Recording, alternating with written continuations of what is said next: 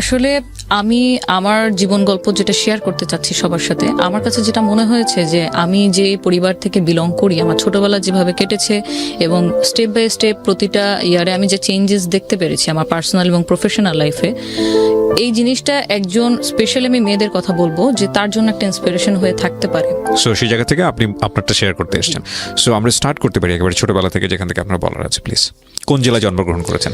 আমি হচ্ছে বেসিক্যালি ঢাকার মেয়ে। আমার দেশের বাড়ি হচ্ছে কেরানীগঞ্জ, বাহারবিটি। ওকে, শুরু করুন প্লিজ। আমার ছোটবেলা কেটেছে, আমরা হচ্ছে যৌথ পরিবার থেকে বড় হয়েছি শ্যামবাজার, পুরান ঢাকা। এবং আমার স্কুল ছিল হচ্ছে Saint Francis Xavier's Girls High School, যেটা হচ্ছে লক্ষ্মীবাজারে অবস্থিত। আমরা 4 বোন, আমাদের কোনো ভাই নেই। আমি হচ্ছে মেঝো।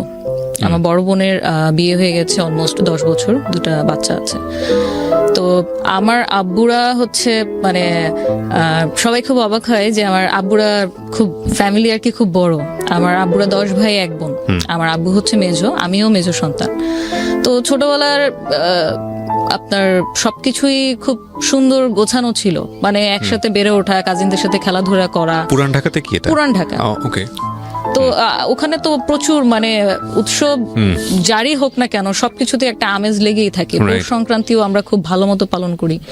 সো ছোটবেলা পর্যন্ত সবকিছুই ঠিক ছিল, স্কুল পর্যন্তও ঠিক ছিল। যখন আমি ইন্টারমিডিয়েটে পড়ি, আমার বাবা হচ্ছে, আমি একটু বলিনি, আমার বাবা হচ্ছে পেশাগতভাবে হচ্ছে ব্যবসায়ী।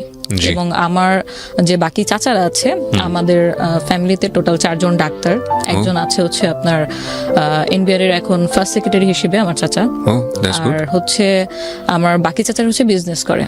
তো আমার বাবা নটরডেম কলেজ থেকে আপনার ইন্টারমিডিয়েট পাশ করেছেন এবং তখন থেকে উনি ব্যবসার সাথে জড়িত। আচ্ছা। আমাদের বেসিক্যালি ব্যবসাটা ছিল হচ্ছে আপনার ইম্পোর্ট এক্সপোর্ট, যেটা কাঁচামাল শ্যামবাজারে, যেটা আদা, রসুন, পেঁয়াজ এই ধরনের। তো আমাদের নিজস্ব আড়ত ছিল। ওকে। তো এগুলো আপনার সব ছোটবেলার মেমরি? সব ছোটবেলার মেমরি। ওকে। তখন পর্যন্ত মানে একদম স্পেসিফিক ভাবে যদি বলি যে ফিনান্সিয়ালি নিড বা অভাব জিনিসটা কি, এটা আমি কখনো বা আমার বড় বোনও কখনো আপনার ইন্টারমিডিয়েট পর্যন্ত আমরা ফেস করিনি বা ফিল করিনি। যেহেতু আব্বু আগে থেকেই পূর্ব ব্যবসায়ী ছিল, আমার চাচাদের মধ্যে যদি আমরা যেটা মনে করি ভালো থাকা, মানে সমাজে একটা ভালো থাকা, যেটা বলতে বুঝি যে নিজের একটা বাড়ি থাকবে, একটা গাড়ি থাকবে, এটাকে মোটামুটি সাধারণ জ্ঞানে আর কি আমরা ভালো থাকা বুঝি। তো সেটা আমাদের সবার আগেই হয়ে যায়। আমার বাকি চাচাদের মধ্যে আমার আব্বুই হচ্ছে সবার আগে আপনার গাড়ি কেনে। হ্যাঁ। এবং তখন দেখা গেছে যে আমাদের যে স্কুলের যাতায়াত সবকিছুর জন্য আমাদের সাথে একজন বডিগার্ড ঠিক বলবো না, একজন কেয়ারটেকার থাকতো। কারণ যেহেতু পুরান ঢাকা অনেক হিজিবিজি এলাকা এবং আমাদের যে ফ্যামিলিতে আসলে আমরা বিলং করি ওইখানে তখন পর্যন্ত আমরা অত, এখনো বলবো যে আমরা অত বেশি এক্সট্রোভার্ট না। মানে আপনি প্রতিবেশীর বাসায় যাচ্ছি বা সকালে বের হচ্ছি, রাতে আসছি, কোথায় গেল কোনো খোঁজ খবর নাই। সবসময় আমাদের একজন গার্জিয়ান মানে সাথে সবসময় থাকতো। যাওয়ার ক্ষেত্রে কোনো বাইন্ডিংস নেই, বাট সবসময় থাকতো। তো তখন থেকে দেখা গেছে যে আমরা দেশের বাইরে কখনো যাওয়া হয়নি। আব্বু যেহেতু ব্যবসায়ী ছিল খুবই ব্যস্ত থাকতো, বাট আমরা অলমোস্ট দেখা গেছে যে আমি ইন্টারমিডিয়েট পর্যন্ত অলরেডি 5-6 বার কক্সবাজার ঘুরতে চলে গেলাম, সিলেটে চলে গেলাম চাচাদের সাথে। তো এই ধরনের মেমোরিগুলো ছিল। আর আমাদের টিফিন কস্ট যেমন যদি বলি, আমারটা আমি আপনার স্কুলে যখন যাই, আমার যে ক্লোজ ফ্রেন্ড সার্কেল ছিল 5-6 জন, এদেরকে নিয়ে আমি কখনো একা খেতে পছন্দ করতাম না। তো পকেট মানি যেহেতু আব্বু দিত, তো তখন আব্বুর কাছে চেয়েই নিতাম যে আজকে আমরা এটা খাবো এটা খাবো। প্রতিদিনই দেখা গেছে যে আমরা টিফিন পিরিয়ডে তো টিফিন খাচ্ছি, দেন ছুটির পরেও আবার একটা আড্ডা হতো। তো এই নিয়ে মানে সবসময় হচ্ছে একটু দ্বিধাদ্বন্দ্বে থাকতো যে কি ব্যাপার, ছুটি হয়ে গেছে, তুমি এখনো বাসা থেকে স্কুল থেকে ফিরছো না? যে আব্বু আমি এখন খাচ্ছি, আমি খেয়ে চলে আসতেছি। ততক্ষণ পর্যন্ত কেয়ারটেকার আমাদের সাথে, মানে যেটাকে মনে হয় যে আপনার সোনার চামচ মুখে দিয়ে জন্মগ্রহণ করা, একদম ওই ট্রিটমেন্টটাই আমি ছোটবেলা থেকে পেয়েছিলাম। হ্যাঁ। তো যখন ইন্টারমিডিয়েটে ভর্তি হই, আমার ইন্টারমিডিয়েট ছিল তো মতিঝিল আইডিয়াল কলেজ।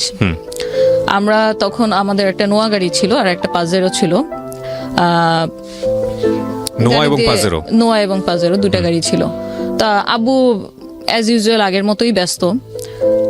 আমাদের যেহেতু ছোটবেলাটা থেকেই আমরা দেখেছি আব্বুকে একজন প্রতিষ্ঠিত ব্যবসায়ী হিসেবে। সো ওই বয়সে আসলে আব্বু কি ব্যবসা করছে, কার কার সাথে করছে, তার পার্টনার কয়জন, তার কত টাকা ঋণ আছে, বা তার কি কত টাকা সাকসেস আছে, তার ব্যাংক ব্যালেন্স কত, অ্যাসেট কি কি, এগুলো কিন্তু আমরা আসলে বুঝতে পারিনি, ইভেন কখনো জানতেও পারিনি। কারণ আব্বু যেহেতু খুব অল্প বয়স থেকে এন্টারপ্রেনার হয়ে গিয়েছিল, উনি বেসিক্যালি মেন ডিসিশনগুলো উনি একা একাই নিত। আচ্ছা, আর আমার আম্মুর কথা যদি বলি, আম্মু একান্তই পর্দানশীল এবং হচ্ছে আপনার ধার্মিক ছিল। সো আম্মুর সাথে আব্বু এই ধরনের ব্যবসায়িক আলাপচারিতা খুব একটা বেশি শেয়ার করতো না। আব্বুকে প্রায় দেখতাম যে হচ্ছে রাতে ঘুমাচ্ছে না, তো আমরা খুব মানে জিজ্ঞেস করতাম, জানার চেষ্টা করতাম, ঘুমের ট্যাবলেট নিচ্ছে, সবকিছু খাচ্ছে। আব্বুর আবার হার্টেরও প্রবলেম ছিল। মানে এরকম কখনো দেখেন? এরকম কখনো দেখিনি, ওকে, কারণ সবসময় ব্যস্ততার মধ্যেই কেটেছে। তো উনি যেহেতু মানে আমাদের সাথে কিছু শেয়ার করতো না, আমরা তখন বয়সে অনেক ছোট, মাত্র মানে মেট্রিক পরীক্ষা দিয়ে ইন্টারে ঢুকেছি, আমাদের সাথে তেমন কিছু শেয়ার করতো না। হয়তো এই সেন্স থেকেও করতো না যে ও তো মেয়ে মানুষ, ও তো আমার ছেলে না, হয়তো ছেলে হলে শেয়ার করতো, এরকম হতে পারে। তো অনেকদিন মানে এরকম জিজ্ঞাসাবাদের পর যখন ডাইনিং টেবিলে খেতে বসি, একদিন ফোনে কথা বলছে, তখন কনভারসেশন এই পাশ থেকে আমি যতটুকু শুনে বুঝলাম যে কোনো একটা কারণে উনি কাউকে একটা চেক দিয়েছে অন্য কারো গ্যারান্টার হয়ে, এবং সেই চেকটার টাকা অ্যাকচুয়ালি যার দেওয়ার কথা ছিল সে দিতে পারেনি। তখন আপনি ইন্টারে পড়েন? তখন আমি ইন্টারে পড়ি। আপনার বড় বোনের কি বিয়ে হয়ে গেছে? আমার বড় বোনের বিয়ে হয়নি। তখনও বিয়ে হয়নি? বিয়ে হয়নি। আচ্ছা, ওকে। তো আব্বুর যখন দেখলাম যে এই পাশ থেকে যখন শুনলাম যে এরকম কাউকে একটা চেক দিয়েছে, সেই চেকের এগেনস্টে এখন সে থ্রেট দিচ্ছে যে আপনি যদি টাকা গ্যারান্টার হয়েছেন, আপনি যদি না দেন তাহলে এটা তো আমরা কেস করে দিব। তো খুব বড় অ্যামাউন্টের, কোটি টাকার উপরে একটা চেক ছিল। তা এই অবস্থাতে যখন আব্বুকে আমি নিজে থেকে, আমি আব্বুর সাথে খুবই ফ্র্যাঙ্ক, একদম ছোটবেলা থেকে। আমার ছোট বোনরা সবাই মানে আব্বুকে খুব ভয় করে বা শ্রদ্ধা করে, যেটাই করে, বাট আমি খুব ফ্র্যাঙ্ক। আমি সবসময় ওনার কোনো সমস্যা হচ্ছে কিনা বা আমার কোনো ডিমান্ড আছে কিনা এগুলো সবসময় সরাসরি বলতে পছন্দ করতাম। তো আব্বুকে যখন আমি সরাসরি জিজ্ঞেস করলাম যে হচ্ছে কোনো সমস্যা কিনা, তুমি কিসের চেকের ব্যাপারে কথা বলছিলাম, তো তখন বললো যে না কিছু না, এই একটু প্রবলেম হয়েছে আর কি। তো উনি এড়িয়ে যাওয়ার চেষ্টা করলো। তখন আমি বললাম, না তোমাকে আমি বেশ কিছুদিন ধরে দেখতেছি তুমি ঘুমাচ্ছ না, কেউ কি তোমাকে ফোনে কোনো থ্রেট করতেছে? বলে বলো, সলিউশন তো আছে। মানে বোনদের মধ্যে আপনি সবচেয়ে বেশি ফ্রি ছিলেন? মানে এই ধরনের কোশ্চেন তো বড় বোনের করার কথা। বড় বোনের করার কথা, এক্স্যাক্টলি, কিন্তু আমি আব্বুর সাথে বেশি ফ্র্যাঙ্কলি ছিলাম সব ব্যাপারে। তো আব্বু তখন বললো যে, তখন আমার সাথে শেয়ার করলো ঘটনা যে এরকম আমি তো একজনের উপকার করতে গিয়ে এখন আমি ফেসে গেছি। তো এখন দেখা যাচ্ছে যে ও টাকা তার দিচ্ছে না, এখন তারা আমাকে থ্রেট করছে যে হচ্ছে যদি না করি তাহলে চেকের মামলা হয়ে যাবে। এর মধ্যে একটা ছোট করে বলে রাখি, আমাদের মানে বিজনেস পারপাসে আব্বু ব্যাংক থেকে লোন নিয়েছিল বেশ কিছু অ্যামাউন্টের। তো ব্যাংক থেকে লোন নেওয়ার পরে সেই লোন এরকম বাড়তে বাড়তে বছরে বছরে বাড়তে বাড়তে প্রায় আপনার 24 কোটি টাকার কাছাকাছি চলে গিয়েছিল। ও, এটা আপনারা কেউ জানতেন না? আমরা জানতাম না, মাই গুডনেস। কারণ এটা তো আমি যখন ছোট, আরো ছোট, হ্যাঁ, তখন ইন্টার থেকেই পড়ো হচ্ছে। একটা, আচ্ছা তখন থেকে হচ্ছে? হ্যাঁ, তখন থেকে অলরেডি হচ্ছে। মানে আমি ইন্টারের পরেই আমার মেন হচ্ছে আপনার মানে ক্রাইসিসটা শুরু হয়, সবকিছু আস্তে আস্তে খোলাসা হতে থাকে। ওই পর্যন্ত আমরা কিছুই জানতাম না। ওকে। তো আব্বু তখন বললো যে না এরকম কিছু প্রবলেম হয়, সমস্যা নেই, আমি কথা বলে এটাকে আমি সর্ট আউট করে নিব। একদিন দুই দিন আবার গেল, 3 দিনের দিন আবার যখন দেখলাম এখনো তাকে ফোনে মানে কন্টিনিউ কিছু লোক মানে হয়তো হুমকি ধামকি দিচ্ছে, তখন আমি বললাম ব্যাপারটা আমি আবার আমার দাদার সাথে চাচাদের সাথে শেয়ার করার জন্য আব্বুরে বললাম যে আচ্ছা ঘটনাটা কি আমাকে বলো, আমরা কোন একটা সর্ট আউট তো করবো। এখন এখানে যদি তোমারও কোনো ফল্ট থেকে থাকে বা যারই ফল্ট, এটা একটা সর্ট আউট করতে হবে। এভাবে ঝগড়াঝাটি করে তো আসলে ঝামেলা বাড়বে, ঝামেলা কমবে না। তো ওইখান থেকে দেখা গেলো যে হ্যাঁ, আবু বললো যে অমুকের কাছ থেকে আমি চেকটা আমি দিয়েছিলাম, কিন্তু এখন তো ওই উল্টা আমাকে থ্রেট দিচ্ছে। তো এই জিনিসটা যখন আমি চাচাদের সাথে শেয়ার করি, তখন আমি শেয়ার করতে গিয়ে দেখলাম যে হচ্ছে মানে আমার মাথায় আকাশ ভেঙে পড়ার মতো। এই জন্য আমি শেয়ার করতে গিয়েছিলাম ধরেন 5% একটা প্রবলেমের কথা, কিন্তু গিয়ে জানতে পারি অলমোস্ট 80% একটা প্রবলেম নিয়ে আমরা অলরেডি চলছি, মুভ করছি। মানে বিষয়টা হচ্ছে এরকম যে আমার শরীরের কোনো একটা জায়গায় ছোট্ট একটা কিছু হয়েছে বলে আমি ডাক্তারের কাছে গিয়েছি, কিন্তু গিয়ে দেখি যে ক্যান্সার হয়ে বসে আছে। সঠিক। হ্যাঁ। এবং যখন মানে দেখলাম যে আব্বু এত কিছু শুরুর থেকে আমাদের কাছে মানে হাইডের পর হাইড করে আসতেছে, আমরা জানি না। আমাদের যে বাসাটা ছিল, নিজেদের বাড়ি ছিল যেটা শ্যামবাজারে 9 তলা বিল্ডিং ছিল, আব্বু পাকিস্তান থেকে মার্বেল পাথর ইম্পোর্ট করে বাসাটা বানায়। My goodness. ওটার নিচেই আমাদের আড়ত ছিল। সেই বাসাটার এগেনস্টে অলরেডি আপনার মানে নিলামের নোটিশ চলে আসছে পত্রিকাতে লোনের এগেনস্টে, যে যদি লোনটা শোধ না করেন টাইমলি, অলরেডি তো চেকের ব্যাপারটা ছিলই একটা মাইনর জিনিস, বাট এটা যখন জানতে পারি যে পত্রিকাতে চলে আসছে নিলাম হবে, এটা তো মানে সেই লেভেলের একটা বদনাম। বিশেষ করে আমাদের মতো ফ্যামিলি, আমরা তো ওখানে আমাদের ব্যবসা, আমার দাদা 1964 থেকে ব্যবসা করে, সো ওখানে আমরা খুবই রিনোন। তো যখন এটা জানলাম, আমার জাস্ট এটাই মনে হচ্ছিল যে তাহলে আমাদেরকে কেন বলা হয় নাই, আমরা তো অ্যাটলিস্ট হয়তো কিছু করতে পারতাম না, বাট একটা সাজেশন মেয়ে হিসেবে যতটুকু গাইডলাইন দেওয়ার কথা ততটুকু তো দিতে পারতাম, যতটুকুই নলেজে ছিল। তো এটা জানার পর তো তখন আব্বুকে গিয়ে আবার যখন বাসা ব্যাক করলাম, বাসা ব্যাক করে আব্বুকে বললাম, আব্বু এই ঘটনা, তাহলে আমাদেরকে কিছু বলো নাই কেন? বলে তোরা টেনশন করবি এই জন্য বলিনি। তোরা টেনশন করবি, আমরা যে তোমার 4টা মেয়ে, আম্মু আছে, আমাদের যদি আজকে এই বাড়িটা মাথার উপর থেকে ছাদটা যদি সরে যায়, আমরা যাব কোথায়? তাহলে ফিউচার প্ল্যান কি? তোমার তো একটা ব্যাকআপ তো থাকবে, তুমি এত বছর ধরে বিজনেস করতেছো, তো সেখানে তো মানে কোনো একটা অ্যারেঞ্জমেন্ট তো থাকবে, হয়তো এফডিআর থাকবে, না তো অন্য কোথাও জায়গা কেনা থাকবে, কোনো ফ্ল্যাট কেনা থাকবে। আমাদের তাহলে সিকিউরিটি সিস্টেমটা কি ফিউচার? তার চেয়ে বড় কথা হচ্ছে তুমি কিভাবে এত টাকা মানে লস হলো তোমার, বা এত লোনটা কিসের জন্য হলো, এটার অ্যান্সার কি দিয়েছিল সে? এটার অ্যান্সার বলতে আব্বু যেহেতু অল্প বয়স থেকে ব্যবসা করছে, তো যখন দেখছে যে একটা বিজনেস করে ভালোই প্রফিট হচ্ছে, তখন একই সাথে আরো 3টা বিজনেস করে ফেলছে, এবং সবগুলোতে মোটামুটি ধরা গেছে। সবগুলোতে মোটামুটি যেমন প্রফিট করেছে। ব্যবসা আসলে হয় কি, যে লাভ হলে 500 টাকা লাভ হয়, লস হলে বা 5000 টাকা একসাথেই লস হয়। ট্রু। জাস্ট এই কারণেই আপনার ওই ব্যাংক লোনে যাওয়ার কারণে আমার দাদার সবসময় নিষেধ ছিল যে ব্যাংকে লোন করো না, কারণ এটা আমাদেরকে মানায় না, সবাইকে ব্যাংক লোন মানায় না। তো উনি জানায়ও নেই যে উনি ব্যাংক লোন করছে। তো অনেক কিছুর ব্যাপারের কারণে উনি অনেকের কাছে ইনফরমেশন হাইড করে গেছে। কিন্তু এই যে আমার যে একটা ইনসিকিউর আমি ফিল করলাম তখন, যে আমাদেরকে জানাও নাই, তাহলে এখন যদি বাসাটা সত্যি সত্যি নিলাম করে দিতে হয় বা কাউকে সেল করে দিতে হয়, আমরা কোথায় যাব? রাইট। তখন আব্বুর কাছে এটার কোনো অ্যান্সার নেই। অ্যান্সার এই জন্য নাই যে উনি ভাবছে যে ব্যাংক ব্যালেন্স তো আছে, আমরা কোথাও না কোথাও যাব, কোথাও না কোথাও গিয়ে উঠবো। বাট এই যে একটা ট্রিপ্লেক্স বাসা, 9তলা বিল্ডিং, যেটা বানাতে খরচ হয় আনুমানিক 10 কোটি টাকার কাছাকাছি, কিন্তু পরে বদনামের ভয়ে কারো কাছে সেল করে দিলাম 2.25 কোটি টাকা, মানে মাত্র 2.25 কোটি টাকায়। তো এখানে তো অলমোস্ট লস। আমি যদি এখান থেকে প্রফিট করে বের করতে পারতাম, তাহলে আমার সেকেন্ড কোন অ্যাড্রেস আমি করতে পারতাম। সো এটা আপনার ইন্টারমিডিয়েটে পড়া অবস্থায় ঘটনা? ইন্টারমিডিয়েটে পড়া অবস্থায় ঘটনা। ওকে। তারপরে আমরা এখন যেহেতু বাসা সেল করেই দিতে হবে, আমরা চাচ্ছি না যে এটা পত্রিকাতে উঠে নিলাম হোক, কারণ এটা বদনাম হয়ে যাবে। তখন গিয়ে আমরা আশ্রয় নিই আমাদের দাদি বাসায়, যেখানে আমরা বড় হয়েছি, যেখানে অলরেডি আমার চাচারাও থাকছিল। তো ওখানে অলমোস্ট কোনো কিছুই, কোনো প্ল্যানিং সে করেনি, শুধু বিজনেসই করে গিয়েছে। তো 2 বছর দাদি বাসায় থাকার পরে আমাদের পড়ালেখার পারপাসে, ততদিনে আমার ইন্টারমিডিয়েট শেষ, আমি ইন্টারমিডিয়েট ভর্তি হয়েছিলাম, 2 বছরের ইন্টারমিডিয়েট শেষ। তখন আমি অনার্সে ভর্তি হবো ঢাকা সিটি কলেজে। তো ডিস্টেন্সটা অনেক বেড়ে যায়, যে এখান থেকে আবার ধানমন্ডি এসে ক্লাস করতে হবে। আমার বড় ততদিনে কি হয়েছে, আপনার বাবার বিজনেস সম্পূর্ণ গুটিয়ে নিয়েছে? তখন বিজনেস যেটা ছিল আমাদের আড়তের, সেটা সম্পূর্ণ নেই, এবং উনি ট্রাই করছিল ওনার যেটা আপনার ফিক্সড টাকা আছে সেটা দিয়ে নতুন কোনো ব্যবসা দাঁড় করানোর, পার্টনারশিপে অন্য কারোর সাথে।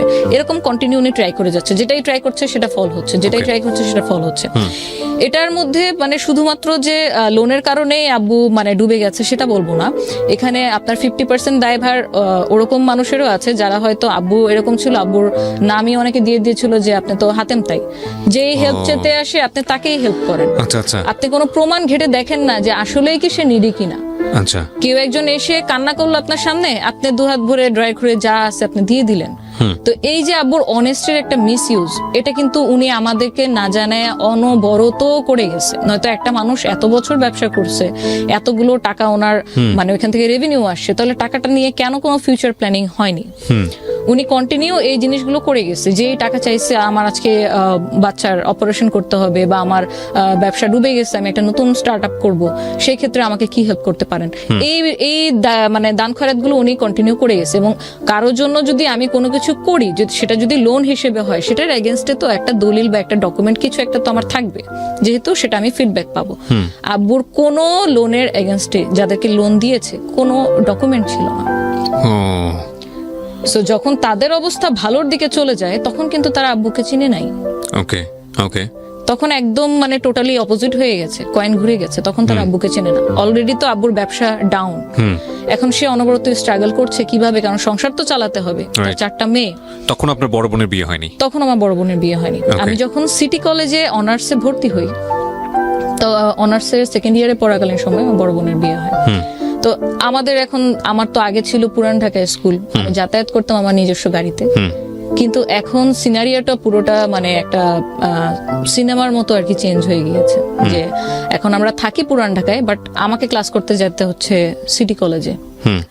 আমার বোন তখন পড়তো আপনার স্ট্যামফোর্ডে, এনভায়রনমেন্টাল সায়েন্সে। তো যাতায়াত ব্যবস্থার জন্য আমাদের দাদি বাসায় যতগুলো গাড়ি ছিল, আসলে সব চাচারাই যার যার পার্সোনাল গাড়ি ইউজ করতো। যে ডাক্তার সে তার গাড়ি নিয়ে বের হয়ে যাচ্ছে, যে ব্যবসায়ী সে তার গাড়ি নিয়ে বের হয়ে যাচ্ছে। তো এই কমিউনিকেশন গ্যাপটা কিভাবে ইরেজ করা যায়, সবকিছুই দেখা গেল যে একটা টানাপোড়ার মধ্যে চলে আসতেছে। তো যে মেয়ে আমি কোনোদিন মানে গাড়ি ছাড়া কোথাও মুভ করিনি, আমি তখন বাসে উঠি, পাবলিক বাস মালঞ্চ বাসে করে আমি সূত্রপুর বাস স্ট্যান্ড থেকে আমি সিটি কলেজে আসা শুরু করি। কিন্তু বাসের টিকিট কিভাবে কাটতে হয়, কি বলতে হয়, বাসের হ্যান্ডেল কোনটা ধরে উঠবো, কোন সিটে বসতে হয়, বা আর কোনো ফর্মালিটিস আমি কখনো জীবনে কোনোদিন পাবলিক বাসে উঠিনি।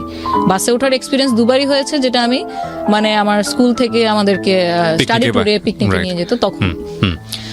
সো আমি ওইখান থেকে যখন যাতায়াত শুরু করি, আমি গাড়ির ব্যবস্থা যখন সাপোর্টটা দাদি বাসার থেকে পাইনি বলবো না, পেয়েছি সময়ে অসময়ে, কারণ যেহেতু সবাই পার্সোনাল গাড়ি ইউজ করে, সবসময় ওরকম হতো না।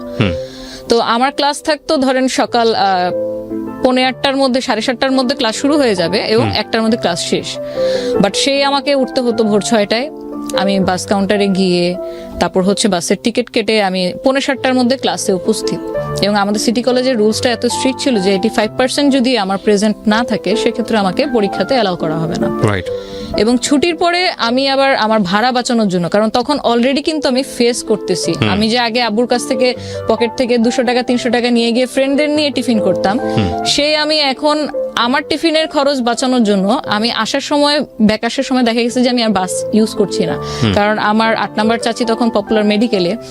তো আমি স্টার কাবাব যেটা আছে ধানমন্ডিতে সিটি কলেজের পাশেই, ক্লাস শেষে 1টা থেকে বিকেল 5টা পর্যন্ত স্টার কাবাব বেকারিতে আমি ওয়েট করতাম। তো ওয়েট করতে করতে দেখা গেছে যে মানে এতক্ষণ তো আসলে একা একা বসে থাকা যায় না, গেলাম কিছু খেলাম, কিন্তু কতক্ষণ আর এভাবে বসে থাকবো, ব্যাগ নিয়ে কখনো কখনো ঘুমিয়েও যেতাম।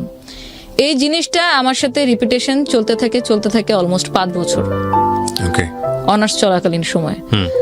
তো তখন দেখা গেছে প্রতিদিনে যদি আমার 30 টাকা বা 40 টাকা করেও আমার টিকিটের খরচটা আমি বাঁচাই, সেটা আমি পরবর্তীতে আমি আরেকদিন টিফিন করতে পারছি। বা আমার যে টিউশন গুলো আছে, আমি অ্যাকাউন্টিং টিউশন পড়তাম, আমার ফাইন্যান্স পড়তে হইতো, ওই টিউশন ফি গুলো আমার দেখা গেছে যে ওখান থেকে ম্যানেজ হতো। কারণ তখন পর্যন্ত আব্বু মানে ওই যে বলে না, মানুষ যদি আপনার নিচু থেকে উপরে ওঠে তাহলে যে স্ট্রাগলটা করতে হয় সেটা একমুখী, কিন্তু যখন মানুষ একবার উঠলো আবার পড়ে গেল এবং তখন তাকে মানিয়ে চলার যে একটা ব্যাপার, ভয়ঙ্কর, এইটা আসলে মানে ভাষায় বলা যাবে না, এক্সপ্লেইন করার মতন। এটা ভয়ঙ্কর থেকেও ভয়ঙ্করতম জিনিস। কারণ আমি যেখানে আগে টিফিন কিনতে যেতাম, যে আমি যা পছন্দ হতো, যেটা খেতে মন চেত আমি কিনতাম, এখন আমার টিফিন কিনতে গেলে আমার হিসাব করতে হচ্ছে আমার কাছে কত টাকা আছে, এবং আজকে যদি আমি এটা কিনি, It's true, absolutely it's true, cause আমি বুঝতে পারছি আপনার ফিলিংসটা কি হতে পারে। এই জন্যই আমাদেরকে সবসময় একটা কথা মনে রাখা দরকার, সেটা হলো যে আমরা যে সিচুয়েশনে বিলং করি না কেন, এটা যে কোনো মুহূর্তেই এটা এদিক ওদিক হয়ে যেতে পারে। বাট এই স্টোরি থেকে দুর্দান্ত একটা লেসন আছে, আপনারা শেষ পর্যন্ত কন্টিনিউ করেন। এই লেসনের জায়গাটা আমি আপনাদের খুব স্ট্রংলি বলতে পারি যে ডেফিনেটলি এখানে আছে, এবং শেষ পর্যন্ত আমরা শুনলে বুঝতে পারবো যে আসলে কত বড় শিক্ষণীয় একটা গল্প এটা। বলেন তারপর। তো এইভাবে মানে চলতে থাকে, পড়ালেখা চালাতে থাকে, কারণ আমি অলরেডি তখন লাইফে কি হতে পারে বা কতটুকু আমি ফেস করতে যাচ্ছি সেটা অলমোস্ট কিছু হলেও টের পাচ্ছিলাম। আমি যখন সিটি কলেজে ভর্তি ফর্ম আনতে যাই, আমার কিন্তু সিটি কলেজে পড়ার বিন্দুমাত্র ইচ্ছা ছিল না, কারণ আমার ফ্রেন্ডরা ম্যাক্সিমাম আপনার হচ্ছে প্রাইভেট ভার্সিটি অথবা পাবলিক ভার্সিটি। তো পাবলিক ভার্সিটি যেহেতু পড়বো না, আমার মানে স্বপ্নে ছিলাম ব্র্যাকে বিবিএ করবো। কেন যেন ব্র্যাকের প্রতি একটা সফট কর্নার ছিল। তো আমি যখন অ্যাডমিশন ফর্ম নিতে যাই তখন অনেকটা আমি জোরপূর্বক যাই। আমার বড় বোনের সাথে আমি ব্যাপারটা শেয়ার করি যে আমি ব্র্যাকে পড়তে এসেছি, তো সে তখন আমার মানে চোখে আঙ্গুল দিয়ে দেখিয়ে দেয় যে দেখ আমাদের তো মানে বাস্তব অবস্থা হচ্ছে এখন এরকম, 3 মাস পর পর সেমিস্টার ফি দেওয়া লাগবে, যেটা এখন পসিবল না। সো তোর পরে আরো 2টা বোন আছে, এখন খরচ টরচ যদি সব তোর মধ্যেই চলে যায় তাহলে বাকি 2টা বোনকে তো আর পড়ানো হবে না। So you sacrifice yourself. Sorry, it's okay, take your time, no problem.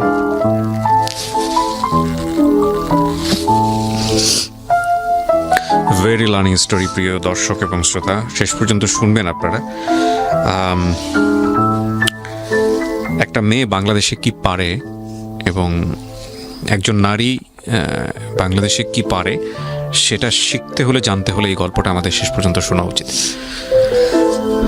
তারপর কি হলো? তারপর আমি তো ভর্তি হলাম, অ্যাকাউন্টিং আমার ফেভারিট সাবজেক্ট ছিল ইন্টারে ভর্তি হলাম যে ঠিক আছে,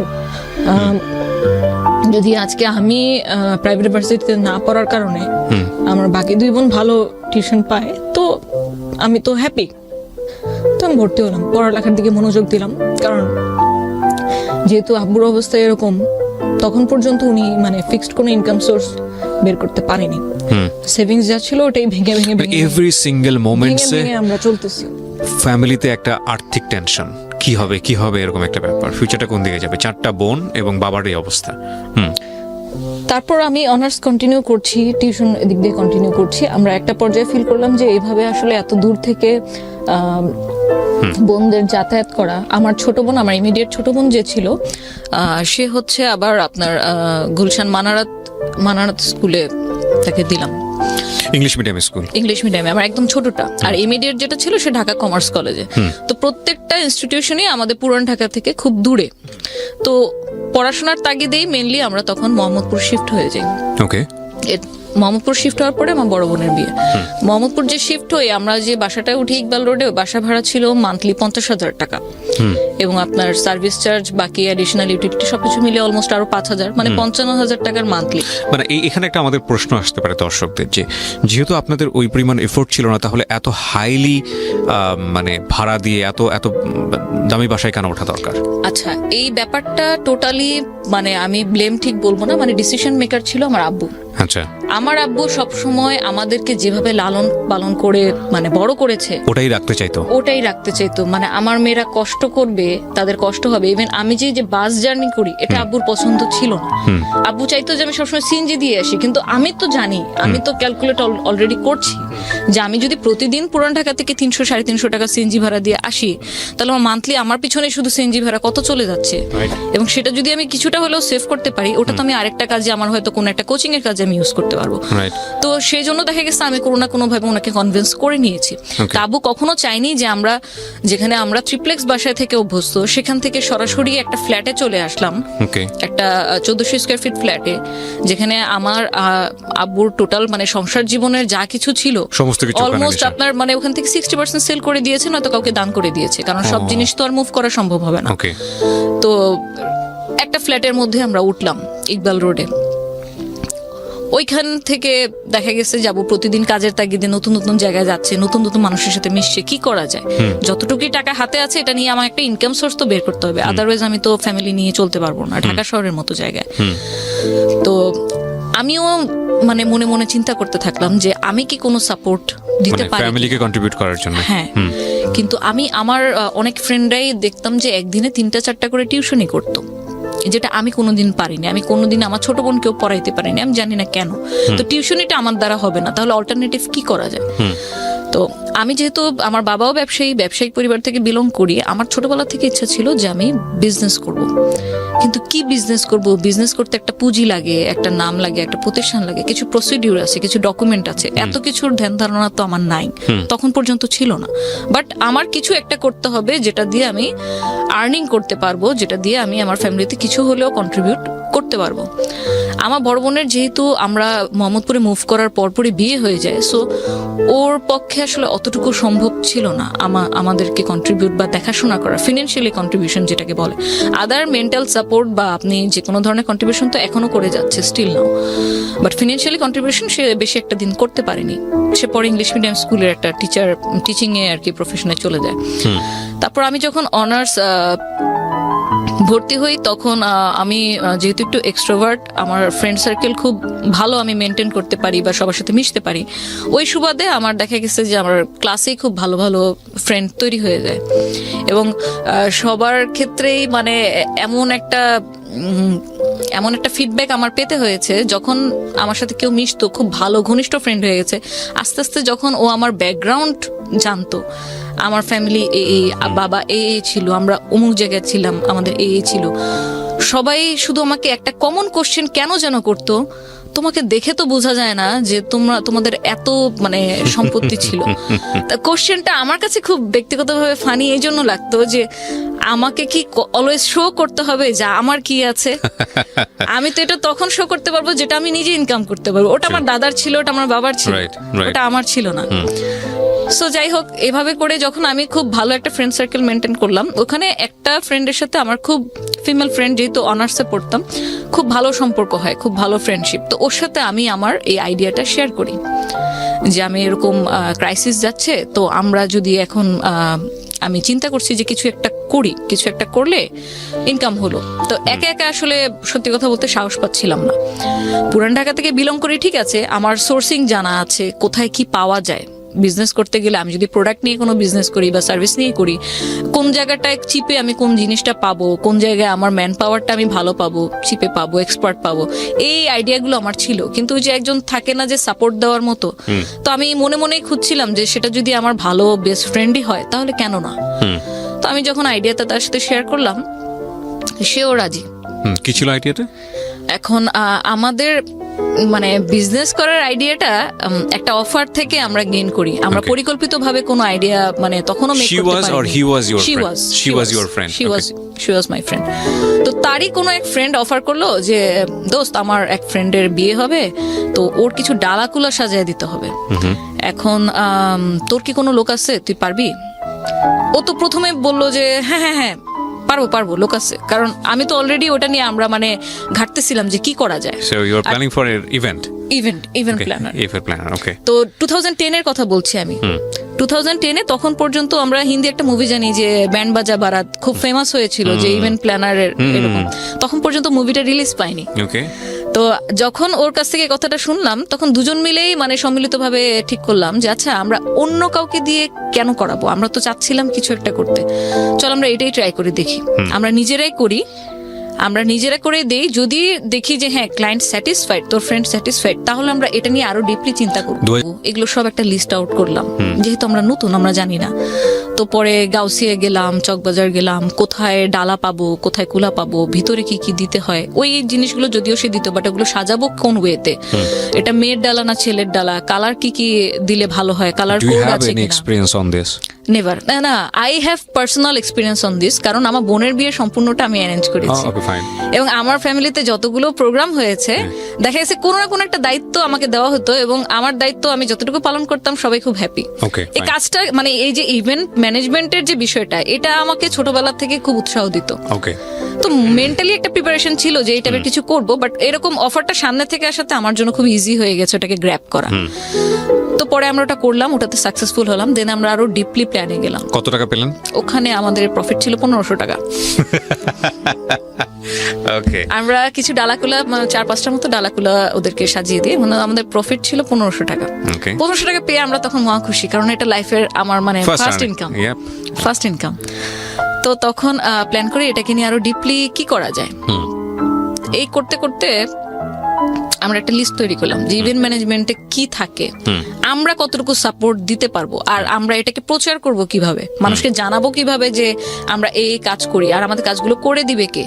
এই টোটাল জিনিসটা মানে লিস্ট আউট করলাম। আমি যেহেতু তখন একদমই মানে নিউবি, বিজনেস মানে এন্টারপ্রেনার হিসেবে নিউবি, সো ওর সাথে যে আমার যে একটা বেস্ট ফ্রেন্ডের রিলেশন, এটাই আমার কাছে তখন মুখ্যম বিষয়। পার্টনারশিপ করতে গেলে যে এখানে কোনো ডকুমেন্ট করতে হবে, ডিড করতে হবে, এই ধরনের কিন্তু কোনো আইডিয়াই ছিল না। থাকাটাই আমার কাছে মনে হচ্ছে অপ্রাসঙ্গিক। বিকজ আমার জায়গা থেকে যেটা মনে হয়, একটা প্রতিষ্ঠান করতে গেলে, আমি এখানে শেয়ার করছি, অনেক কিছু প্রয়োজন হয়, গভর্নমেন্ট ডকুমেন্টের অনেক কিছু প্রয়োজন হয়, কিন্তু এটা আসলে আমাদের যখন আমরা ল্যান্ডে নামি তখনই জানতে পারি, রাগ পর্যন্ত জানার ওইভাবে আসলে সুযোগও নেই। হ্যাঁ, বলেন তারপর। সঠিক।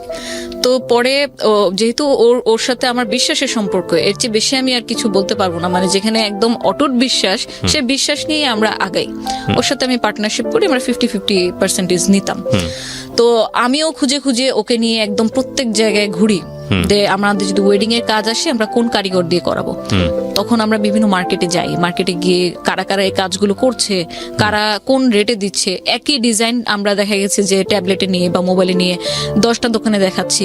তো যে কারিগর রেটটা কম দিচ্ছে, তুলনামূলকভাবে তার কাজের মান ভালো, আমরা আবার বিভিন্ন ভেন্যুরে কি করতাম, সাপোজ যে ওনারই কোনো ইভেন্ট চলছে, উনি হয়তো অফার দিল, ম্যাডাম আপনি যদি আমার কাজ দেখতে চান আইসেন। তো গিয়ে আমরা তখন দেখলাম যে হ্যাঁ, ওনার কাজটা মোটামুটি কোয়ালিটিফুল, এটা আমি আমার ক্লায়েন্টকে দিতে পারি। তো এরকম ভাবে বিভিন্ন জাস্টিফিকেশন করে আমরা একটা টিম ক্রিয়েট করি, যে আমাদের ওয়েডিং এর কাজ হলে ওকে দিয়ে করাবো, বার্থডে কাজ হলে ওকে দিয়ে করাবো, আর এই যে কনসালটেন্সির যে জিনিসটা, এটাই থাকবে আমাদের প্রফিট। এবং এই পার্টটাতে দেখা গেছে যে টোটাল ক্লায়েন্টের সাথে যত ধরনের ডিলিংস, এই টোটালটাই আমার ফ্রেন্ড করছে, যে ক্লায়েন্টের সাথে যোগাযোগ করা, ফেসবুকে কেউ মেসেজ দিল তাকে রিপ্লাই দেওয়া। আমরা জাস্ট একটা ইনিশিয়াল ভাবে 22,000 টাকার একটা ইনভেস্টমেন্ট নিয়ে নামি। এবং তখন যেহেতু ডিজিটাল মার্কেটিংটা কি, এই ব্যাপারে কোনো জ্ঞান ছিল না, শুধু জানতাম কি ব্যবসা মানে হয়তো ফেসবুকে একটা পেজ খুললেই হয়ে যায়। তো এই 22,000 টাকা দিয়ে আমরা ভিজিটিং কার্ড করি, আমরা আমাদের বিভিন্ন ভলেন্টিয়ার করব, তাদেরকে দিয়ে লিফলেট বিলি করাবো, বিভিন্ন কলেজের সামনে, স্কুলের সামনে, কোচিং এর সামনে, ওদের জন্য টি শার্ট বানাই, লিফলেট বানাই। প্রতি শুক্রবারে জুম্মার সময় আমরা ওইখানে মসজিদের সামনে লিফলেট বিলি করাই। ইভেন কখনো এমনও হয়েছে যে আমি আর ও সরাসরি নিজেই দাঁড়িয়ে লিফলেট দিচ্ছি, যেটা আমার ফ্যামিলিতে কেউ কোনোদিন, মানে আজকে যা আমি বলবো তা হয়তো আমার ফ্যামিলির মানুষ আজকেই আমার কাছ থেকে প্রথম শুনবে, তার আগ পর্যন্ত শুনে নেই। তো বসুন্ধরা সিটির মতো মার্কেট, বসুন্ধরা সিটির সামনে দাঁড়িয়ে আমি মানে নিজে দাঁড়িয়ে লিফলেট বিলি করেছি, কারণ তখন যদি আমার জায়গায় আমি আরেকটা ভলেন্টিয়ারকে নিয়োগ করি, তাকে তো কিছু একটা টাকা আমাকে দিতে হবে। তো এভাবে করে মার্কেটিং যখন আমরা করি, আমরা লাকি ছিলাম যে আমরা আমাদের উদ্যোগটা নিয়ে ফেব্রুয়ারি মাসে, যখন অলমোস্ট বিয়ের একটা আমেজ চলে, প্রথম অবস্থাতে আমরা 2-3 জন ফ্রেন্ড সার্কেল থেকে আমরা কাজ পেয়ে যাই। তখন পর্যন্ত নাম দেওয়া হয়নি প্রতিষ্ঠানের নাম আমরা ভার্বালি একটা দিয়েছি, যেটা ফেসবুক পেজে ছিল, রোজ পেটাল ডেকোর, এই নামে আমাদের ফেসবুক পেজটা ছিল। তো তখন তো ইন্টারনেট বলতে যা বুঝি, আমার বাসায় যেহেতু পার্সোনালি 94 থেকে আমি কম্পিউটার ইউজ করি, তো ইন্টারনেটে ব্রাউজিং কিভাবে কোন ওয়েবসাইটে করব, কি কি পাওয়া যায়, মোটামুটি আমার ভালো একটা জ্ঞান ছিল। তো স্যাম্পল ডেকোরেশন, স্যাম্পল 1, স্যাম্পল 2, যেহেতু আমি কোনো কাজ করিনি, আমি নতুন, আমার নিজের কোনো পোর্টফোলিও নেই, তো ওরকম করে আমি কিছু ডিজাইন নামিয়ে আমরা আমাদের পেজটা সাজাই, যে আপনি যদি কোনো কাজ করাতে চান আমরা এরকম করে দিতে পারবো। ফেসবুকে অনলি ফেসবুকে, আমাদের কোনো ওয়েবসাইটও ছিল না। তো পরে ওখান থেকে কিছু কাজ আসে, আমি যে অলরেডি কাজ শুরু করে দিলাম, আমি কাজ করছি, উইদিন 6 মান্থ আমার বাসায় কেউ জানতো না। এবং এটার কারণটা যদি বলি, আমি জানতাম যে এটা আমার বাসায় অ্যাকসেপ্ট করবে না। ইভেন্ট ম্যানেজমেন্ট জিনিসটা আসলে কি, ইভেন্ট প্ল্যানার বলতে আমরা কি বুঝি, এটা আমার মনে হয় যে এখন পর্যন্ত এই 2020-তেও আপনার 40% মানুষের মনে হয় কোনো আইডিয়া নেই। ইভেন্ট ম্যানেজমেন্ট জিনিসটা আসলে এখন পর্যন্ত প্রায় 40%-এর মানুষ অ্যাকুরেট বোঝে না যে ইভেন্ট ম্যানেজমেন্টটা কি। এই কারণে আমি আমার বাসায় শুরু থেকে বলতে চাইনি, কারণ আমি মানে আব্বুর সাথে, যেহেতু আমি আগেও মেনশন করেছি যে অনেক ফ্রি, আমি অনেক স্টাডি ট্যুরে চলে গিয়েছি, শুধু একটা হোয়াইট পেপার দিয়ে যাবো, একটা সাইন করে দাও, কারণ আমাদের স্কুলের বা কলেজের নিয়ম ছিল যে পারমিশন লেটার লাগবে গার্জিয়ানে, তাহলে তুমি যেতে পারবা। তো সেই জায়গা থেকে আমি জানতাম, আব্বুকে বুঝতাম যে কোন কাজটা করতে গেলে এখানে বাধা আসবে, কিন্তু আমি কিন্তু ভেতর তখন এটাও ফিল করছি যে আমি যদি এখন কোন একটা স্টেপ না নেই, তাহলে যেভাবে চলছে এভাবে আদৌ কয়দিন চলতে পারবে। তো এই জন্য আমি জানাইনি, ইচ্ছে করে আমি ইন্টেনশনালি 6 মাস পর্যন্ত আমি জানাইনি। ইভেন হয়তো আমি আরো বেশি দিন জানাতাম না, কিন্তু যখন দেখলো আমি রাত জাগা শুরু করলাম, রাত জেগে আমি ডিজাইন করতাম, বিভিন্ন ডিজাইন কালেকশনে নামাতাম, আমি ক্রিয়েটিভ কাজ করতাম, আমার বার্থডে সেটটা কিরকম হলে ভালো হয়, মেয়েদের জন্য হলে কি, বিভিন্ন অফার টফার আমাদের পেজে দেওয়া লাগতো। তারপর একদিন যখন আমার লিফলেট কিছু আমার বাসায় ছিল, আব্বু একদিন এমনিতেই হয়তো আমার অ্যাবসেন্সে রুমে ঢুকে তখন লিফলেটটা হাতে পেয়ে গেল। ওকে। এটা মানে উনি ওয়েট করছিল যে কখন আমি বাসায় ব্যাক করব কলেজ থেকে। তো সেই দিন তো একদম পুরা ধরা। তা আমি আবার ছোটবেলা থেকে এরকম ভালো হোক মন্দ হোক যেটাই হোক আমি মিথ্যা কথা কখনো বলি না, দ্যাটস গুড। কারোর সাথেই না। এখন যদি আমাকে মার খেতে হয় বকা খেতে হয় খাবো, কিন্তু মিথ্যা বলবো না, কারণ মিথ্যা একদিন দুদিন 3 দিন আমাকে সেভ করবে এরপরে। সো আব্বুকে বললাম যে আব্বু আমি এরকম বিজনেস শুরু করছি। কিসের বিজনেস? এগুলো কি? বেলুন দিয়ে ডেকোরেশন, বিয়ের স্টেজ, এগুলো কি? তা আমি বললাম যে আমি বিজনেস শুরু করছি আমার ওই ফ্রেন্ডের সাথে। তো আমাদের এমনিতে কোথাও মুভ করতে হয় না, কারণ আমি তো জানি ওনার কনসেপ্টটা। আমি কোথাও যাচ্ছি, একা যাচ্ছি, গাড়ি ছাড়া যাচ্ছি, কোথায় যাচ্ছি, এগুলো নিয়ে তো উনি তো কনসার্ন হবে, এবং সেটা আমাকে করতে দিও না 100% শিওর। তো ওনাকে কনভিন্স করার জন্য আমার যতটুকু ইনফরমেশন ওনাকে দেওয়া দরকার ততটুকু দিলাম, যে দেখো আমি আমার ফ্রেন্ডের সাথে করতেছি, এটা একটা অনলাইন বেস, আমাকে কোথাও যেতে হয় না, আমি বাসায় থেকে কাজ করি, নেটে আমাদের অর্ডার আসে, আমি নেটেই আবার মেল করে এই জিনিসটা আমি আমার লোককে পাঠিয়ে দিই যে আমার অমুক ভেন্যুতে। কিছুটা ইনফরমেশন একে আমাকে হাইড করতে হয়েছে, না তো আমি আগাতে পারবো না। পরে উনি কোনোভাবে ওই দিনটা পার হইলো, বাট দেন যখন উনি এটাকে আরো ডিপলি বোঝার চেষ্টা করলো, আমারই তো বাবা, আমার শরীরে ওনার রক্ত, তো আমিও যেরকম ওনাকে ডিপলি বোঝার চেষ্টা করি উনিও আমাকে ডিপলি বোঝার চেষ্টা করে। তো একদিন এরকমই খাওয়ার টেবিলে বসে জিজ্ঞেস করতেছে যে হচ্ছে এরকম এখন পর্যন্ত মানে কবে এটা আসলে স্টার্ট করলাম, আর ওনাকে জানাইনি কেন, টাকাই বা পেলাম কোথায়।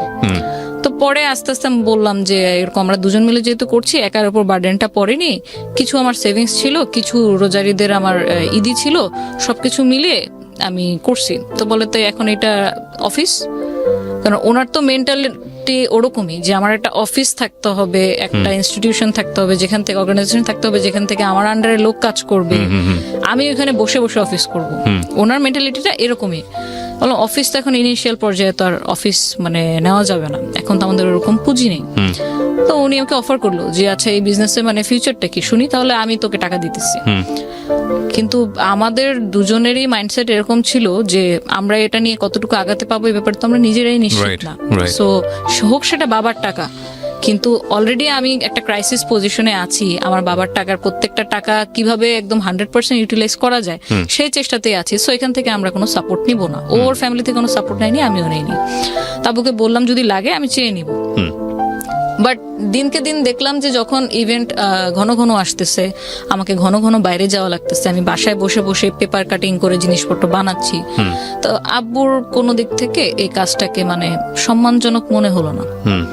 ওনার দৃষ্টিভঙ্গি থেকে মনে হলো যে আমি হয়তো কোনো সহজ সরল ভাষায় যেটাকে কামলা খাটা বলে, যে আমি কামলা খাটতেছি, এটা কোনো ব্যবসায় পর্যায়ে পড়ে না, এটাকে ব্যবসা বলে না। আচ্ছা, তো আব্বুর কাছে এই কাজটা তখন যেটা বুঝলাম যে সম্মানজনক মনে হচ্ছে না, কারণ উনি তো দেখে আসছে, নিজেও ব্যবসা করে আসছে, যে একটা অফিস থাকবে, সাথে কিছু অ্যাসিস্ট্যান্ট থাকবে, ওখানে বসে অফিস করবে, মানে কাজের লেভেলটাই অন্যরকম। বাট যখন দেখতেছে যে আমি ক্লায়েন্ট থেকে অর্ডার নিচ্ছি ঠিকই, কিন্তু আমি বাসায় বসে অনলাইনে চ্যাটিং করছি, বা হচ্ছে আমার হাতে করার যে কাজগুলা, বেলুন দিয়ে কোনো কাজ বা হ্যান্ডিক্রাফট আইটেম, এগুলো নিজে বাসায় বসে বসে করছি, স্টিকার কাটছি, তখন এই জিনিসটা ওনার কাছে মানে ভালো লাগলো না, যে আমার মেয়ে কেন, হ্যাঁ আমার মেয়ে কেন এই ধরনের কাজ করবে, এটা কি কোনো কাজের মধ্যে পড়ে নাকি। আমাকে পরে এক পর্যায়ে এরকম অফার করে বসলো যে তোমার মান্থলি কত টাকা লাগবে, তুমি বাসায় বসে থাকো, আমি তোমাকে টাকা দিচ্ছি। দ্য থিং ইজ দ্যাট আপনি তো এখনো বিয়ে করেননি। না, আমি বাবা, হ্যাঁ আমার একটা মেয়ে আছে, 3 বছর বয়স ক্রস করেছে। আপনার বাবার ব্যাপারটা আমি ফিল করতে পারি, মানে আপনি যেটা বলছেন সেটা 100% রাইট। মানে আমার মেয়ে হলেও আমি খুব টেনশনে থাকতাম। এটাকে আসলে নেগেটিভলি নেওয়ার কিছু নাই, but it happen in family, right? Okay, বলেন তারপর। তো তারপর যখন আমাকে মানে যখন দেখলাম আমি কাজে খুব মশগুল হয়ে যাচ্ছি, খুব ডিপলি কাজটা মানে আমার পড়াশোনার ক্ষতি করে না, বাট আমি কাজটাকে খুব পছন্দ করছি, যত দিন যাচ্ছে আমি এটাতে বেশি ইনভলভ হয়ে যাচ্ছি। আগে হয়তো মান্থলিতে একটা কাজ করতাম বা 2টা, এখন এমনও হয়েছে যে এটা অলমোস্ট আমার 1 বছর হয়ে গেছে, 1 বছর 1.5 বছর রানিং আমার ব্যবসার। তো তখন দেখা গেছে যে আমার একটু বেশি বেশি অর্ডার আসতেছে, তখন অফ সিজনেও আমি কাজ করতেছি, আমাকে পেমেন্ট দেওয়ার জন্য বাসায় বিভিন্ন লোক আসতেছে, হয়তো নিচে দাঁড়াচ্ছে যে ম্যাডাম পেমেন্টটা নিয়ে আসি, এটা একটু কালেক্ট করার জন্য। তো এই যে লোকজন আসতেছে, আব্বুর এটাও টেনশন হয় একজন বাবার দৃষ্টিকোণ থেকে, যে এই যে লোকটা আসলো তার ব্যাকগ্রাউন্ড কি, সে জাজ করতেছে যে হচ্ছে এখন তো মানে আজকে হয়তো সে তোর আন্ডারে আছে, হয়তো ওয়ার্কার বেসিসে আছে, দিনমজুর হিসেবে আছে, কিন্তু এটা কি অ্যাকচুয়ালি মানে ভালো কিনা লোকটার, মানে আমরা যখন কাউকে এমপ্লয়েড করি তখন তো তার সিভি নেই বা কিছু নেই, বাট আমার তো ওদেরকে আসলে হাজিরা বেসিসে কাজ করা, ওর ব্যাকগ্রাউন্ড সম্পর্কে সত্যি কথা বলতে একটা এনআইডি কার্ডও আমার ছিল না। সো আব্বুর ওই কনসার্ন থাকাটা মানে ঠিক ওনার জায়গা থেকে। তো যখন দেখলাম বেশি বেশি ইনভলভ হচ্ছি, তখন আমাকে একটা পর্যায়ে অফারই করে বসলো যে হচ্ছে দেখো তুমি এরকম প্রতিদিন বাইরে যাও, বিভিন্ন ভেন্যুতে যাও, এই যে ভেন্যুতে দাঁড়ায় থাকো, মানুষ আসে কোশ্চেন করে তোমাকে, এটা এরকম কেন হয়েছে, এটা ঠিক করে দেন, একটা পেন নেওয়া, মানুষের কথা শোনা, আবার একদম লাস্ট পর্যন্ত থেকে তাদেরকে হ্যান্ড ওভার করে দেওয়া। কেউ কেউ অনেকে বিলও কম দিচ্ছিল তখন প্রথম যে ডিড হয়েছে সাপোজ কথার কথা যে 20,000 টাকা কোনো একটা কাজ, সেখান থেকে আমাকে দেখা গেছে যে 5,000 টাকা কেটে দিচ্ছে, 2,000 টাকা কেটে দিচ্ছে। তো এই জিনিসগুলা উনি তো ওনার জায়গা থেকে কিছু হলেও বুঝতে পারতেছিল, কারণ অ্যাকচুয়ালি আমি তো একদম মানে কাদামাটি থেকে গড়ে ওঠা মানুষ। সো তখন বলো যে তোমার মান্থলি কত টাকা হাত খরচ লাগবে বলো, আমি তোমাকে দিচ্ছি, কিন্তু তুমি এই কাজটা অ্যাটলিস্ট করো না, আমার মান সম্মানটা কিছু হইলেও রাখো। ওনার খুব মানে প্রেস্টিজে লাগলো যে আমি এই ধরনের কাজ কেন করছি। এই জায়গা থেকে মেন কনফ্লিক্টটা আব্বুর সাথে আমার শুরু হয়। আমি হচ্ছে যে না, আমি করব কাজ, কোনো কাজকে আসলে ছোট করে দেখা যাবে না।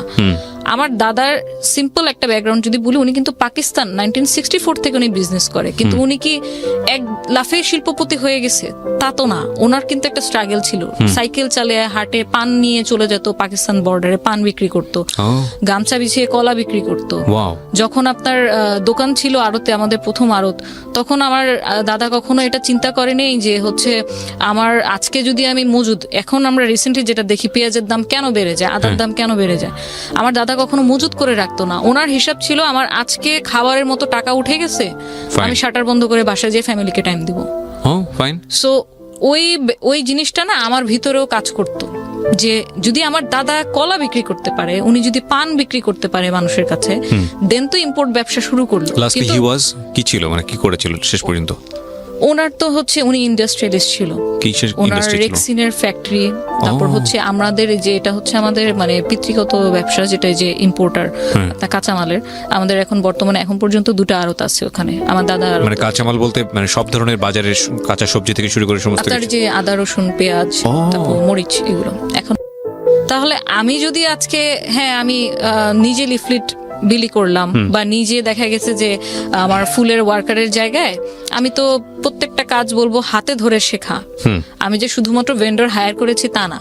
এই যে বেলুন কিভাবে আপনার ফ্লাওয়ারের একটা শেপ নিয়ে আসতে হবে, সেটা কিন্তু আমি আমার ওয়ার্কে শিখাইছি, ইউটিউবে ভিডিও দেখে, টিউটোরিয়াল ভিডিও দেখে। ওরা তো এসব জানে না, ওরা টেকনোলজি থেকে অনেক দূরে। সো প্রতিটা কাজ আমার হাতে দেখিয়ে করানো।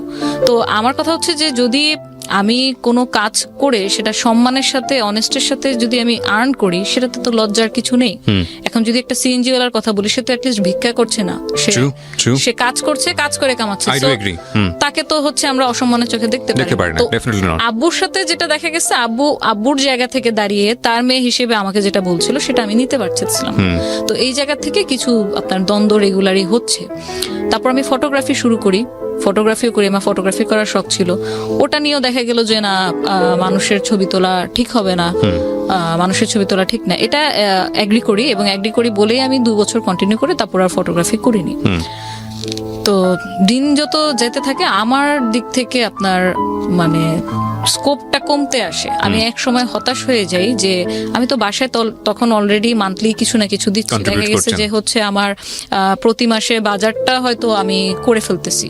এবং মোহাম্মদপুরে যাওয়ার পর থেকে যেটা হয়েছে যে আমাদের ওই যে একটা কেয়ারটেকার থাকার যে একটা ছোটবেলা থেকে বেড়ে ওঠা, ওই কেয়ারটেকার জিনিসটা আর ছিল না। এখন নিজেদের কেয়ার নিজেদেরই করতে হবে। সো যেহেতু মোহাম্মদপুর থাকি, আমি বাজার, কাঁচা বাজার যেটাকে বলে, বাসার সদাই কেনা, এটা আমিই করতাম। আমাকে ছোটবেলা থেকে আমার চাচা চাচি, খালা খালু, মামা এরা বলতো যে এটা তো কুতুবের, আমার আব্বু আর কি, কুতুবের মেয়ে না, ও হচ্ছে কুতুবের ছেলে। কারণ ওই যে ছোটবেলা থেকে এই ধরনের কাজ আমি করি।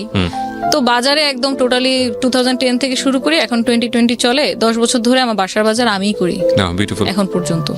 তো তো তখনও কন্ট্রিবিউট করছি, হয়তো কিছু কন্ট্রিবিউট করতে পারতেছিলাম বলে আব্বু একদম টোটালি জিনিসটাকে মানে ডিসএগ্রি করতে পারেনি। আচ্ছা করতেছে করুক, আচ্ছা, কিন্তু আব্বুর ধারণা এবং সবার ধারণা, আমার বোনের ধারণাও এটা ছিল যে ইভেন্ট ম্যানেজমেন্ট জিনিসটা মানুষ ভালো চোখে দেখে না।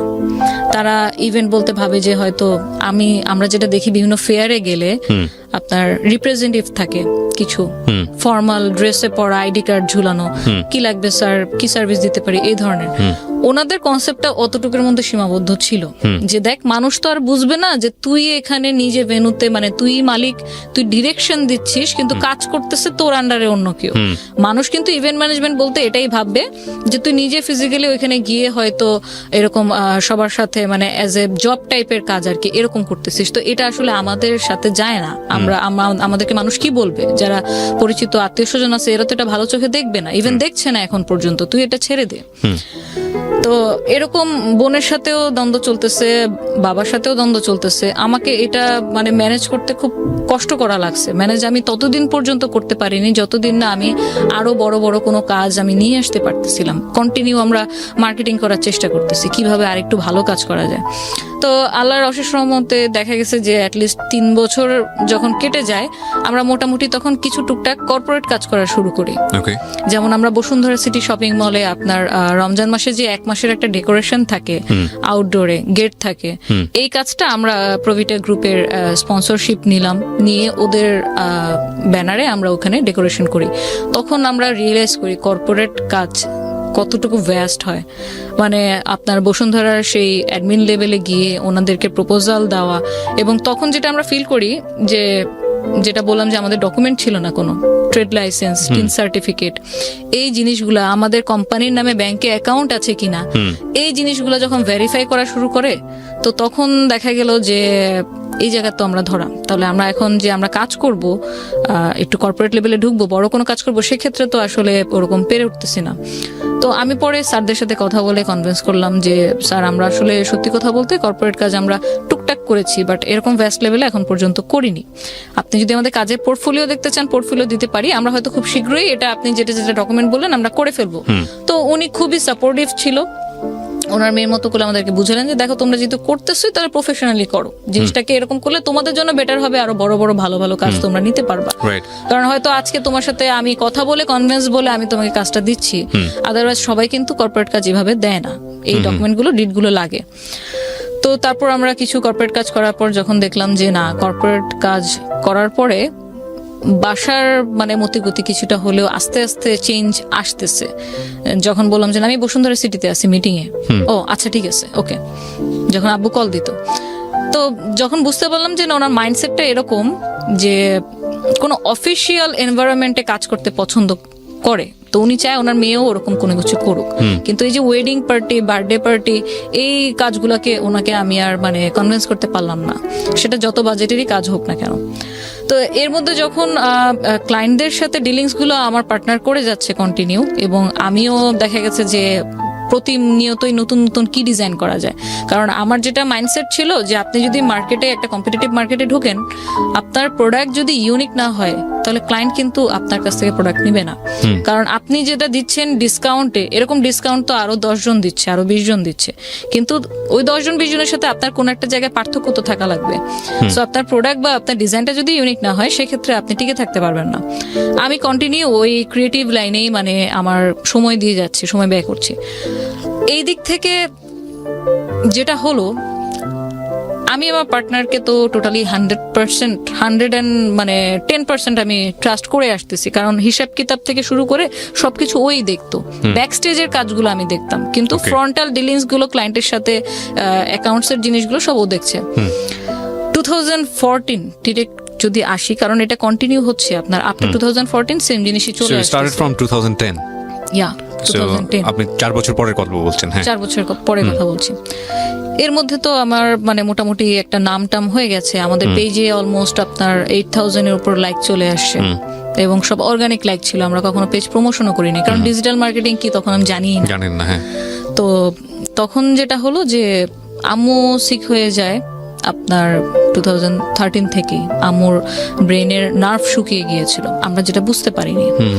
তো আম্মু সিক হয়ে যাওয়ার কারণে তখন দেখা গেছে যে মানে বাসায়ও সময় দেওয়া লাগতেছে, পাশাপাশি হচ্ছে আবার ইনকাম কিভাবে বাড়ানো যায় সে চিন্তাও। আর বাসার মেজো মেয়ে, বড় বোনের বিয়ে হয়ে গেছে, ছোট দুজন তো আরো ছোট। তো এইসব দেখাশোনাগুলো করা, আম্মুর এই যে হসপিটালে নিয়ে যাওয়া, ডাক্তার কি কি ফলো আপ দিচ্ছে সেই ট্রিটমেন্টগুলো বুঝে নিয়ে আসা, সেগুলো আবার ফলো আপ করা, সবকিছু মিলে ভালোই প্রেশার যাচ্ছিল। কিন্তু বুঝতে পারিনি যে আসলে সামনে কি ঝড় অপেক্ষা করছে, ওয়েট করতেছে। কারণ আমি কন্টিনিউ কাজের মধ্যে, তো কোনো কিছুর দিকে তাকানোর বিন্দুমাত্র কোনো মানে অবকাশ সুযোগ ছিল পাননি। না। যখন দেখলাম যে একদিন খেতে গিয়ে, মানে আম্মু যখন খেতে গিয়ে দেখলাম আম্মু খাবার এখান থেকে বেয়ে পড়তেছে, আম্মু ঠিকভাবে খাও, তারপর দেখি যে না, যে সে যতই ঠিক করে এদিক দিয়ে পড়তেছে। যখন আমরা কোথাও বেড়াতে যেতাম, হাঁটতেছি, আম্মুকে যদি এভাবে হাত দিয়ে না ধরি তো আম্মু স্টেবল হতে পারে না, তার ব্যালেন্সটা পিছনের দিকে চলে যায়। তো তখন যখন আমাদের ফ্যামিলিতে 4 জন ডাক্তার, জ্যাঠার সাথে আলাপ করলাম, আমার জ্যাঠা পিজি হসপিটালে কার্ডিওলজি ডিপার্টমেন্টের হেড, তো জ্যাঠার সাথে আলাপ করলাম, বললো যে তুমি একটা নিউরো ডাক্তার দেখাও, ভালো, এটা ব্রেন থেকে হতে পারে। আমরা অ্যাপোলোতে ভালো একটা ইন্ডিয়ান ডাক্তার দেখালাম, ওনার আন্ডারেই পুরো ট্রিটমেন্টটা চলে 1 বছর নাগাদ।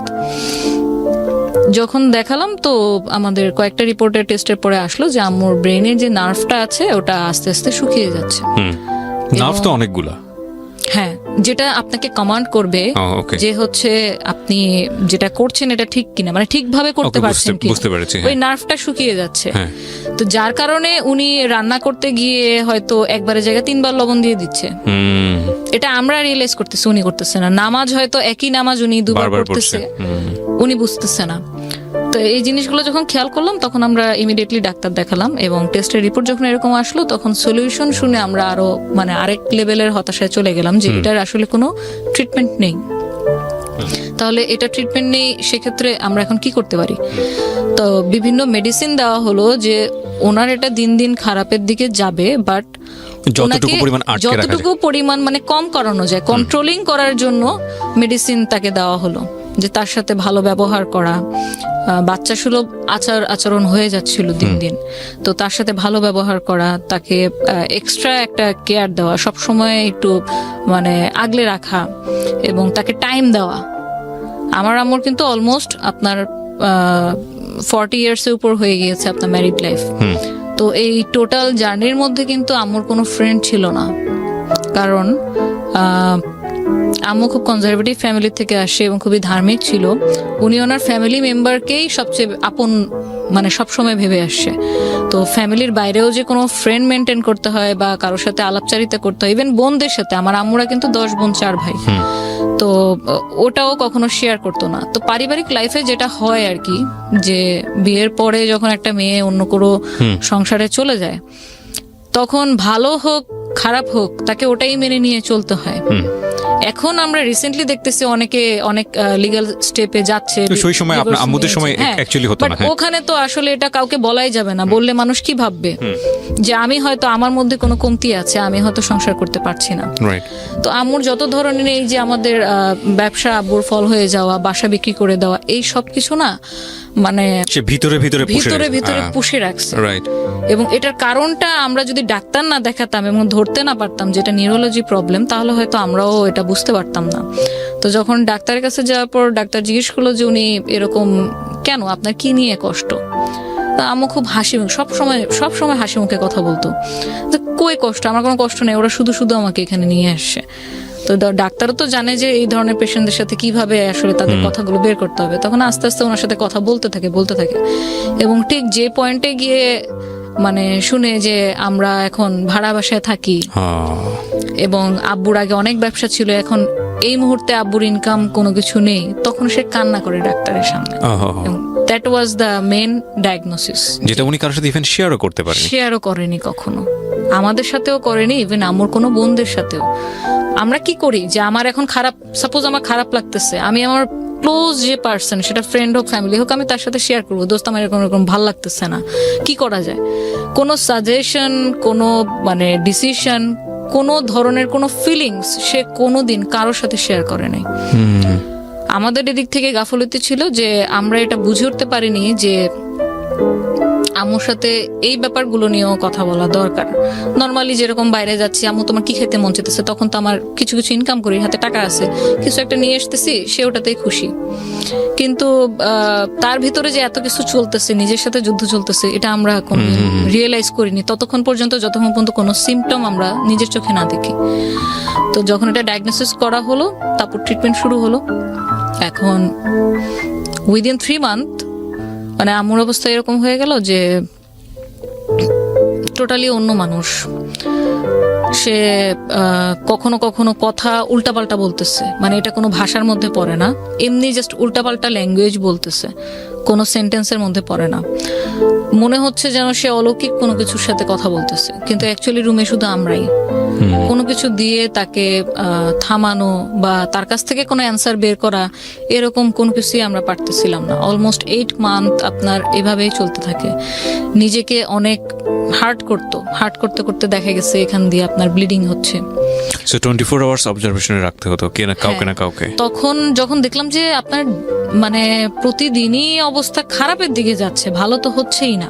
বাথরুম সে কোনো কন্ট্রোল নাই। বাথরুমের কন্ট্রোল প্রায় আপনার মানে 8 মাস পরে গিয়ে টোটালি আউট অফ কন্ট্রোল হয়ে যায়। তখন আমরা যে আপনার অ্যাডাল্ট যে ডাইপার আছে আমরা সেটা ইউজ করা শুরু করি। তো তার জন্য একটা মেইড রাখা হয়েছিল, উনিও খুব বয়স্ক ছিল, আমরা খালা বলতাম ওনাকে। একদম যেহেতু আমরা বাসায় থাকি না, আমার ছোট 2 বোন হচ্ছে স্টুডেন্ট, আমি পড়ালেখা করতেছি, পাশাপাশি কাজ করতেছি। আব্বু তখনও চেষ্টা করতেছে কি করা যায়। কিছু কিছু উনি ইনকাম দিত, মানে না দিলে বাসা কেমনে চলতো। সেভিংস ছিল, কিছু কিছু ইনকাম করতো, কিন্তু পার্মানেন্ট যে কোনো একটা ইনকাম সোর্সের সলিউশন সেটা কিন্তু তখনও হয়নি। অ্যান্ড ইটস অলমোস্ট মানে 2013 এর শেষের দিকে। তো যখন দেখলাম যে আম্মুর এরকম কোনো মানে ভালো তো হচ্ছেই না, দিন দিন আরো খারাপ হচ্ছে, তখন দেখলাম যে আমার কাজের প্রেশার কিছুটা যদি কমিয়ে দিয়ে আমি আম্মুর দিকে সময় দিই, হয়তো তার মানে মেন্টাল যে স্টেটটা আছে সেটা একটু বেটার হইতে পারে। তো তখন এক পর্যায়ে দেখলাম যে আম্মুর নিজের উপর থেকে টোটালি কন্ট্রোল নাই, এবং 6 মাস পর্যন্ত ওনার কোনো জ্ঞান ছিল না। মানে কি করতেছে? আমি তানিয়া, আমার ছোট 2 বোন, আমরা যে তার মেয়ে, আব্বু যে তার স্বামী, ওই বাসায় কে কে থাকে, শি হ্যাড নো সেন্স, তার কোনো সেন্স নাই টোটালি। যদি আপনি বলেন যে একটা মেন্টাল পেশেন্ট যেরকম থাকে, যে তার স্মৃতিশক্তি হারিয়ে গেলে যেরকম হয় অবস্থা, আম্মুর অবস্থা ওরকম ছিল, যে কিছুই বুঝতেছে না। একটা বাচ্চাকে আমরা কি করি, সে কিছুই বুঝে না। আমি তাকে কি কমান্ড করতেছি, বাবা তুমি বসো, বাবু তুমি খাও, বাবা তুমি এটা ধরো না, ওই বাচ্চা কিন্তু ততদিন পর্যন্ত আপনার ল্যাঙ্গুয়েজ বুঝবে না যতদিন পর্যন্ত না তার মধ্যে ভাষার বোধটা আসবে। তো আপনি ধরে নিতে পারেন যে আমার আম্মু আবার মানে সেই বাচ্চার কালেই চলে গেছে। তো তখন আমরা হয়ে গেছি গার্জিয়ান। তখন তাকে এইভাবে বুঝানো, সে খেত না। ট্যাবলেট যে দিচ্ছে ডাক্তার, ট্যাবলেট কিভাবে খাওয়াবো, কারণ উনি তো ট্যাবলেট দিলে তো ছুঁড়ে ফেলে দিতেছে, এদিক ওদিক ফেলে দিতেছে, মুখ থেকে ফেলে দিতেছে, খাবে না, তিতা। তারপর কলা ছিলে, কলায় ভরে ভরে তাকে ওই ট্যাবলেট খাওয়াইছি, কারণ এই ট্যাবলেট যদি না খাওয়াই তাহলে আমার হাইপার টেনশন আরো বাড়তে থাকবে, আর যত বেশি হাইপার টেনশন বাড়বে উনি ফিজিক্যালি তত মানে নিজেকে হার্ট করবে। এই জিনিসগুলো মানে এটা যে ফেস না করেছে সে বুঝতে পারবে না যে আসলে কতটা ভয়ঙ্কর রকমের যুদ্ধ হতে পারে নিজেদের পরিবারের মধ্যে, নিজেদের সাথে। মানে আপনি ভেবে দেখেন যে মানুষটা তার লাইফের অলমোস্ট মানে 42 ইয়ার্স শুধু সংসার জীবনে কাটিয়ে দিচ্ছে, তার স্বামী তার বাচ্চাদেরকে নিয়ে। এবং আমার আম্মু ফ্যামিলিতে অ্যাকচুয়ালি মেজো ছেলের বউ, কিন্তু বড় বউ হিসেবেই আসলে গিয়েছে, কারণ আমার জ্যাঠা যেহেতু তখন ডাক্তার পাশ করেনি, সো উনি এমবিবিএস এর জন্য ওয়েট করতেছিল।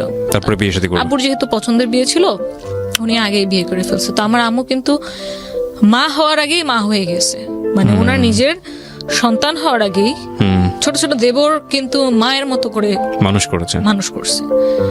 ওনার হচ্ছে 8টা দেবর। তো 8টা দেবরকে লালন পালন করা, বড় করা, শ্বশুর শাশুড়ি খেদমত করা, তারপর আমরা হলাম, আমাদের কি করা, কতটুকু ভয়ঙ্কর। আপনি যেটা বলছেন we can realise, yes, but the thing is that আপনি সন্তান হিসেবে এই জিনিসগুলো রিয়েলাইজ করেছেন, এবং অনেক সন্তানই এটা করে না। আমরা শেষ পর্যন্ত কন্টিনিউ করব। যারা দেখছেন তারা দেখলে বুঝবেন যে আসলে কি অসাধারণ একটা গল্প, কি অসাধারণ একটা জীবন যুদ্ধ এই মেয়েটি করেছে, এবং she is a great successor. আমরা যাই সামনের দিকে। জি প্লিজ। এবং আপনি বলছিলেন যে ওই সময়ই বোধহয় আপনার পার্টনারের সাথে কোনো একটা বিষয় নিয়ে কথা বলতে যাচ্ছিলেন। হ্যাঁ, এটাতে আসতেছিলাম। তো আমার সাথে যখন এই ট্রিটমেন্ট চলতে থাকে, একদিন হঠাৎ, আমরা কিন্তু খুব ভালো কাজ করতেছিলাম আমাদের, অলমোস্ট তখন আমি যদি একটু মেনশন করি, আমরা 100টার উপর ওয়েডিং ইভেন্ট করে ফেলি 4 বছরে, উইদিন 4 ইয়ার্স 100টার উপর ওয়েডিং ইভেন্ট করে ফেলি, এবং বার্থডে প্লাস আপনার 40-50টার মতো হয়ে যায়। আমরা আস্তে আস্তে খুব রিনোন হয়ে যাই, আমাদের রেগুলার কাজ আসতে থাকে, আমরা কাজ করতে থাকি। হয় কি, আমি জাস্ট নিজের লাইফে আমার আব্বুর প্রতিচ্ছবি দেখতে পারতেছিলাম। আমার আব্বু যতগুলো কর্মচারীকে হাতে ধরে কাজ শিখাইছে, সেই কর্মচারীগুলো একটা পর্যায়ে গিয়ে আব্বুর সাথে বিট্রে করছে, এবং এক্স্যাক্টলি সেম জিনিসটা আমার ক্ষেত্রে হয়েছে। আমি 4 বছর ধরে হাতে কলমে ধরে what is event management, event ম্যানেজমেন্টে কি কি জিনিস থাকে, আমরা কিভাবে ক্লায়েন্টকে অ্যাপ্রোচ করব, ক্লায়েন্ট কিভাবে আমাদের খুঁজে পাবে, আমরা কাকে দিয়ে কোন কাজ করাবো, কোন জিনিস কোথায় পাওয়া যায়, কোন কাজের বিল মার্কেট ভ্যালু অনুযায়ী কতটুকু রাখলে আমরা কাজের ডিলটা লক করতে পারবো, ক্লায়েন্টকে প্রেজেন্টেশন কিভাবে দিব, বার্গেন কোন লেভেলে করব, প্রফিট মার্জিন কত থাকবে, আমাদের মার্কেটিং কস্ট পরবর্তীতে কি কি থাকবে, ইচ অ্যান্ড এভরি ডিটেল হাতে কলমে শিখানো হয়েছে। কারণ ও তো ওই ব্যাকগ্রাউন্ড থেকে ছিল না, বাট আমার তো পার্সোনাল এক্সপিরিয়েন্স ছিল। ইনস্ট্যান্ট একদিন 2014 ফেব্রুয়ারিতে, জাস্ট এমনি কোনো আগের থেকে কোনো ঝগড়াঝাটি নেই, কোনো মারামারি কাটাকাটি, নাথিং, ইনস্ট্যান্ট একদিন বলে বসলো, তানি আমি আর পার্টনারশিপে বিজনেস করব না। তো আই সেড ওকে, রিজন, কারণ কি, কোনো প্রবলেম হয়েছে আমাকে বলো, শেয়ার করো। তো বললো যে না, কোনো প্রবলেম নাই, বাট আমার কাছে মনে হইতেছে পার্টনারশিপে বিজনেস করা আর উচিত হবে না, আমি পার্টনারশিপে বিজনেস করতে চাই না। তো এখন সবচেয়ে তখন আমার কাছে যেটা মনে হলো যে আমি এত কিছু করলাম, জাস্ট কিছু যদি ডকুমেন্টস থাকতো আমার, আমি হয়তো এই সিচুয়েশনটাকে, যখন আমার আম্মু অলমোস্ট মানে এরকম এত অসুস্থ, আমি এত টেনশনে আছি, এখন বাসায় অ্যাডিশনাল আম্মুর একটা ওষুধের খরচও অ্যাড হয়েছে, এবং যে ওষুধগুলো দিত তাতে মান্থলি আপনার 5-6 হাজার টাকা দিয়ে শুধু ওষুধের খরচে চলে যেত। তো তখন আসলে আমার মাথায় কাজ করতেছিল না, আমার জাস্ট এটা মনে হচ্ছিল যে আমি সবচেয়ে বড় ভুল যেটা করলাম, পার্টনার হিসেবে নিয়েছি, সেটার কোনো ডিড আমাদের ছিল না। আমরা যে রোজপেটাল ডেকোর নামটা দিলাম, ট্রেড লাইসেন্স তো করিনি, বাট অ্যাটলিস্ট এরকম যদি একটা ডিড থাকতো, যে কোনো পর্যায়ে গিয়ে যদি আমাদের মনে হয় আমরা একসাথে কাজ করব না, তাহলে সেক্ষেত্রে আমাদের ডিসিশনটা কিভাবে হবে, কোন ওয়েতে হবে, যে থাকতে চাচ্ছে না সে চলে যাবে, সে কি কোনো রেভিনিউ বা কোনো গুডউইল কোনো কিছু সে ক্লেম করতে পারবে, নাকি মানে কি হবে, এই ব্যাপারটা নিয়ে না আমাদের কোনোদিন মানে ওরালিও কোনো বিষয়ে আলোচনা হয়নি। কারণ হবে কেন, সে তোমার বেস্ট ফ্রেন্ড, তার সাথে আমার মানে প্রত্যেকটা কাজের সম্পর্ক পার্সোনাল, সে আমার সাথে ফ্যামিলির সাথে মানে এত বেশি মিলে গেছিল যে আমার যে পুরান ঢাকায় দাদির বাড়ি, আমি তাকে সে আমার ফ্রেন্ড লাগে, অথচ তাকে আমার সেই বাসাতেও ঘুরতে নিয়ে গেছি, সে ওখানে ঘুরছে, আমার দাদি তখন বেঁচে ছিল, সবাই তাকে খুব আদর যত্ন, মানে খুব ভালোভাবে তাকে ট্রিট করছে। তো সে আমার এত ক্লোজ ফ্রেন্ড, তার তো মুখ দিয়ে এই কথা আসার কথা না। সো যখন হুট করে এরকম একটা প্রপোজাল ওর কাছ থেকে পাই যে ও আমার সাথে আর থাকতে চাচ্ছে না, ও আলাদা মানে এই বিজনেসই করবে, বাট আলাদা কোনো একটা নাম নিয়ে করবে, ওর পার্সোনাল নাম নিয়ে করবে। তো তখন সাধারণভাবে আমি কোশ্চেন করলাম যে আচ্ছা ঠিক আছে, তুমি যেহেতু থাকতে চাচ্ছ না, তাহলে এই রোজপেটাল ডেকোর এটা আমি কন্টিনিউ করবো, তুমি তাহলে তোমার নতুন নামে করো। হ্যাঁ, আমি কোনো ঝামেলাতেই আসলে জড়াতে পছন্দ করি না, ঠিক আছে তুমি করো। ওটাতেও হচ্ছে প্রবলেম ছিল, কারণ অলরেডি তুমি কেন একটা মানে অলরেডি এটা একটা রেপুটেশন গেইন করে ফেলছে, 9,000 লাইক আছে, 8,000 লাইক আছে পেজে। সো সে মানে আমাকে চ্যালেঞ্জ থ্রো করলো, যেটাকে বলে ডিরেক্ট ভাষায়, যে তুমি যদি আসলেই কাজ জানো, তাহলে তুমি মার্কেটে এসে দেখাও অন্য নামে, একই সাথে দুজন শুরু করে দেখি কে আগে যায়। ফাইনাল ডিসিশনটা কি হলো আলটিমেটলি? জিনিসটা তো খুব মানে আমি জানি এটা কাদা ছোড়াছুড়ি হয়েছে, এবং এটা নিয়ে অনেক ধরনের অভিজ্ঞতা, খুব ব্যাড এক্সপেরিয়েন্স আপনার আছে। সো হসপিটাল ডেকোর যেটা আপনি বলছিলেন, ওটা কি আপনারা দুজনে শেয়ার করলেন না বন্ধ করে না? দিলেন? ওটা এখন আলটিমেটলি মিউচুয়াল ডিসিশন যেটা হলো, যে ওটা টোটালি বন্ধ, এবং দুজন দুটো নাম, এবং আমি যে নামে এখন পরিচিত সিইও হিসেবে, এটা হচ্ছে ভার্সেটাইল ইভেন্ট মেকার। ওরপর আপনি ভার্সেটাইল শুরু করলেন। তো ইন দ্য মিন টাইম 4 বছর কাজ করার পরে কি আপনার মনে হয়েছিল যে না ঠিক আছে, কোথায় কোথায় ভুল ছিল, রেজিস্ট্রেশনে ভুল ছিল, বা পাবলিক পাবলিকলি এটাকে প্রপার্টি বানাতে হলে গভর্নমেন্ট রেজিস্ট্রেশনের প্রয়োজন হয়। এক্স্যাক্টলি। সো আমি জাস্ট সেটাই করলাম যে আমার এই 4 বছরের যে বিটার এক্সপিরিয়েন্সটা হলো, যে কি কি গাফিলতির কারণে আমি আজকে এই দশা হলো, আমি সেই সবকিছুই আমার এই নেক্সটের ক্ষেত্রে আমি ইমপ্লিমেন্ট করলাম। আমার এখন ট্রেড লাইসেন্স, টিন সার্টিফিকেট, নিজস্ব অফিস, Right. সবকিছুই। এবং আমার সোর্সিং আমি ছাড়া কেউ জানে না, যে ভুলটা আমি আমার মানে পাস্ট এক্সপিরিয়েন্স আর কি গেইন করলাম। তো যখন শুরু করলাম তখন আমার জন্য একটু ডিফিকাল্ট ছিল, যে নতুন একটা কোম্পানি। কারণ সবচেয়ে মোস্ট ডিফিকাল্ট পার্ট ছিল যে ক্লায়েন্ট যেহেতু ও ডিলিংস করতো, সো ক্লায়েন্টের আপনি ফোন নাম্বার বলেন, মেল আইডি বলেন, আমার কাছে কিন্তু কোনো ডকুমেন্টস নাই, সবকিছু ওর কাছেই ছিল। তো তারপরেও আমি সাহস নেই, কারণ আমাকে তো করতে হবে। আমি অলরেডি বাসায় সাপোর্ট দিয়ে যাচ্ছি, এখন যদি মাঝপথে এসে আমি এভাবে বন্ধ করে দিই, অলরেডি এখন বাসায় আরো কন্ট্রিবিউশনের দায়িত্ব বেড়ে গেছে, তো তখন কি করব? তো আমি কোনো ঝামেলা না জড়ে আমি ওকে ওর মতো থাকতে দিই, আমি আমার মতো থাকি। আমি ওদিন থেকে ওর পর থেকে, সেই মুহূর্তের পর থেকে আমি ওর সাথে আর কোনো কন্ট্যাক্ট আজ পর্যন্ত করিনি। তো 2014 নতুন জার্নি শুরু হলো আমার ভার্সেটাইল ইভেন্ট মেকারের। এখন আলাদা তো হলাম, কিন্তু অ্যাকচুয়ালি কি আলাদা হলাম? কারণ যেই লোকগুলোকে আমি মাইনে দিতাম, যে লোকগুলোকে দিয়ে আমি কাজ করাতাম, সে তো সেম লোকগুলোকে দিয়ে এক্সট্রা পেমেন্ট দিয়ে সে কাজ করিয়ে নিচ্ছে। যে ওয়্যারহাউস থেকে আমি রেন্টে কাপড় বা ফুল ভাড়া করতাম, সে তো সেম ওয়্যারহাউস, ওই জায়গা থেকে নিচ্ছে। তাহলে আমি শুধু নামটা পরিবর্তন করলাম, কিন্তু আমার আর বাকি সবকিছুই কিন্তু কঙ্কালটা কিন্তু সেম রয়ে গেল। এই জিনিসটা নিয়েও যখন ফিউচারে দেখলাম যে না, আমি বুকিং দিচ্ছি, টাইমলি পাচ্ছে না, বলছে সেই বুকিং এ চলে গেছে, না উনি আগে বুকিং দিচ্ছে, এটা নিয়েও যখন দেখলাম যে দুটা না, আমি তখন ভাবলাম ভাই আমি ওয়েডিং এ কাজই করবো না। আমি টোটালি আমার লাইনই চেঞ্জ করে ফেললাম, আমি ওয়েডিং এ কাজ করবো না, আমি শুধু বার্থডে নিয়ে করি, দেখি আল্লাহ কি রাখছে কপালে। জানি না আল্লাহ কোত্থেকে এত সাহস, এত শক্তি, এত ধৈর্য আমার মধ্যে দিচ্ছে যে আমি কোনো কিছু নিয়ে ঝামেলা করতে চাইনি। আমি জাস্ট ফোকাস করছি আমার গোলে, আমি কি করতে চাই। কোনো একটা সোশ্যাল ইভেন্ট, আপনার বার্থডে ইভেন্ট ছিল, লাকিলি ওনারা মনে হয় যেন আল্লাহ তাকে ফেরেশতা হিসেবে পাঠিয়ে দিছিল আমার লাইফে, নয়তো আমার এই টার্নিং পয়েন্টটা আসতো না জার্নির। তো ওনারা হচ্ছে পেশাগতভাবে ছিল সেনাবাহিনীর, ওনার হাজব্যান্ড ওয়াইফ, ওনাদের ছেলের বার্থডে ছিল। তো ওই বার্থডেটার কাজের ডেকোরেশন আমি যেই থিমে করে দিই, এমন ভাবে করে দিই, আমার ডিরেক্টলি বলতে গেলে কাজে লস হয়েছিল, 3,500 টাকা আমার পকেট থেকে গেছে। বাট মনে করেন যে আমি আজকে আপনার সামনে বসে কথা বলতেছি, আমি ধরে নিব যে আমি হয়তো ওনাদের সাথে পরিচয় না হলে আমি হয়তো আজকে আপনার সামনে কথাও বলতে পারতাম না, কারণ ওই পজিশনে আমি যেতে পারতাম না। তো আমার কাজে ওনারা এত বেশি প্লিজড হলো যে আমাকে ডিরেক্টলি আমাকে নিয়ে আধা ঘন্টা ওনারা কথাও বললো যে আপনি কি কি কাজ করেন, কতদিন ধরে কাজ করতেছেন। যখন আমি ওনাদের সাথে আমি বললাম যে আমি সবাইকে সত্য কথা বলি, আমার সাথে এই হয়েছে, আমি এত তারিখ থেকে 2010 থেকে কাজ শুরু করছি, এর মধ্যে কর্পোরেট এদের সাথে কাজ করছি, তো আপনাদের যদি নেক্সটে কোনো কাজ হয় আমাকে বলেন। আমি কিন্তু জাস্ট সোশ্যাল ইভেন্ট এই ধরনের হিসেবে আমি বলছি, বাট আমি জানতাম না যে আমার সামনে এত বড় একটা অপরচুনিটি ওয়েট করতেছে। তো ওনাদের সামনেই হয়তো একটা আন্তর্জাতিক প্রোগ্রাম ছিল, আন্তর্জাতিক জাতিসংঘের শান্তিরক্ষী দিবস, 2017 সালে এটা। তো এর মধ্যে তো আমি নিজে নিজে কিছু টুকটাক কাজ করেছি।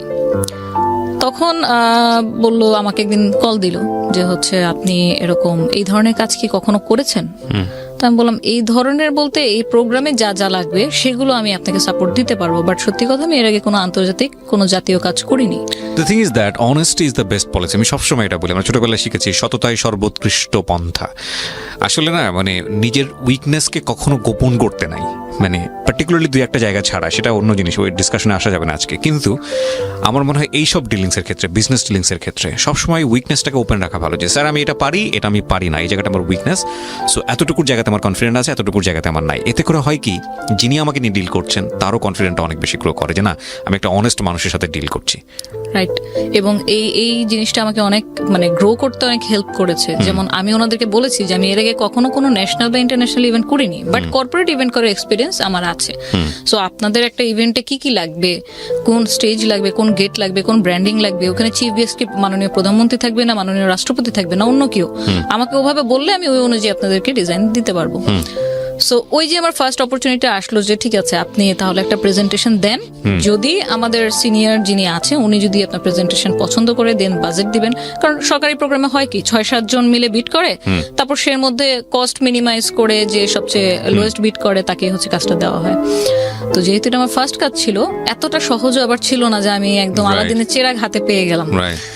তো ওনারাও আমাকে আমার ক্যাপাবিলিটি টেস্ট করার জন্য আমাকে প্রথমে ওনাদের পার্সোনাল একটা ছোট ইভেন্ট আমাকে দেয়, ওকে, যে তুমি যদি এখানে প্রুফ করে দেখাইতে পারো, তোমার কাজ দেখে আমরা বুঝবো নেক্সট কাজটা আমরা তোমাকে দিব কিনা, মানে কাজ তো দিব পরের কথা, প্রেজেন্টেশন দেওয়ার পারমিশন তোমাকে দিব দিব কিনা। হ্যাঁ, সো আল্লাহর অশেষ রহমত যে ওই প্রোগ্রামে 100% স্যাটিসফ্যাকশন আমি মানে ওনাদের কাছ থেকে নিই, এবং আমি আমার 100% 200% আমি দেওয়ার ট্রাই করছি, এবং আই এম মানে ব্লেসড যে আমি ওনাদের মতো গার্জিয়ানই বলবো, কারণ আমার কাছে এখন সেনাবাহিনী একটা ফ্যামিলি হয়ে গেছে, আমার সেকেন্ড ফ্যামিলি। কারণ আমি গত 4 বছর ধরে মানে প্রতিটা ইভেন্ট আমি সেনাবাহিনীর ইভেন্টই করছি। আমি সিভিল ইভেন্টের মধ্যে শুধু বার্থডে ছাড়া আর কোনোটা করিনি। ওকে, তো তখন আমাকে সিলেক্ট করলো যে আপনিও প্রেজেন্টেশন দেন। তো ওই যে 2017 থেকে আমি শুরু করলাম ওনাদের সাথে পথ চলা, এবং দীর্ঘ আপনার 1.5 মাস লাগিয়ে একটা প্রেজেন্টেশন বানানো, সেটা বারবার চেঞ্জ করা, ডিজাইন চেঞ্জ করা, এবং আপনি আলটিমেটলি যখন ওই কাজটা পান, 48 ঘন্টা মানুষের চোখের পলক কিভাবে খোলা থাকে এটা আমি ওনাদের কাজ করতে গিয়ে শিখেছি। 24 ঘন্টা আগে আপনাকে ওয়ার্ক অর্ডার দেওয়া হবে, 24 ঘন্টার মধ্যে আপনি 3টা ভেন্যু ডেকোরেশন কিভাবে করবেন এটা আমি ওনাদের সাথে কাজ করতে গিয়ে শিখেছি। তো এই 4 বছরের মানে পেশাগত যোগ্যতায় বলবো যে আমাকে ওনারা জাস্ট মানে ওয়ান ম্যান আর্মি বানিয়ে দিচ্ছে। ওয়াও, তো এখন যদি আমাকে অনেক অনেক মানে আমি কি বলবো, আমি খুবই গর্ববোধ করি এটা বলতে যে আমি সেনাবাহিনীর কাজ করি, কারণ আমার কিছু প্রোটোকলের কারণে এই ধরনের প্রোগ্রামের কোনো ডকুমেন্টেশন কোনো কিছু আমরা মানে পাবলিকলি এটা দেই না। এখানে আমাদের কিছু প্রোটোকলের ব্যাপার আছে, যতটুকু দেওয়া প্রয়োজন আমরা শুধু ততটুকুই আমাদের ফেসবুক পেজে দিই। তো অনেকেই ভাবে কি আমার পুরাতন যে ক্লায়েন্টরা যে আপু আপনি কি এখন ইভেন্ট করেন না, আপনি কি ইভেন্ট ছেড়ে দিচ্ছেন, তো তারা হয়তো জানে না যে ভার্সেটাইল ইভেন্ট মেকার হচ্ছে আমার কোম্পানি। সো আমি আর কখনো ওই বিষয়টা নিয়ে আসলে আর মানে বলতে যাই না যে হ্যাঁ করি, কর্পোরেট কাজ করি, বাট আপনার কোনো কাজ হলে বলেন, অবশ্যই করে দিব। তো আমি খুব এটা প্রাউড ফিল করি যে যেই মানুষটাকে আমি সবকিছু শিখালাম সেখান থেকে যখন আবার আলাদা হয়ে গেলাম, আমি এরকম প্রবলেমেটিক ফেস করার কারণে আমি ওয়েডিং সেক্টরটাই ছেড়ে দিলাম, দেন শুরু করলাম আবার নতুন করে টোটালি কর্পোরেট, তাও বাংলাদেশ সেনাবাহিনীর সাথে। সো ওইখানে কাজ করার ক্ষেত্রে আপনার প্রতিটা বছর 2017, 18, 19 পরপর 3 বছর কিন্তু এই প্রোগ্রামটা আমিই করি। এবং 2019 সালেও আপনার এই যে সমরাষ্ট্র প্রদর্শনী যেটা প্যারেড গ্রাউন্ডে হয়, সেখানে বঙ্গবন্ধু স্টল যেটাতে মাননীয় প্রধানমন্ত্রী সর্বপ্রথম এন্ট্রি করেছিল, ওই স্টলটা আমার হাতে করা, ওটা প্রত্যেকটা ডিজাইন আমার হাতে করা। বিউটিফুল। তো ওইখানে আমরা একটা রেপ্লিকাও করি ইঞ্জিনিয়ার করে। তো এভাবে করে ওনাদের সাথে কাজ করতে করতে না একটা আন্তরিকতা, একটা সম্পর্ক হয়ে গেছে।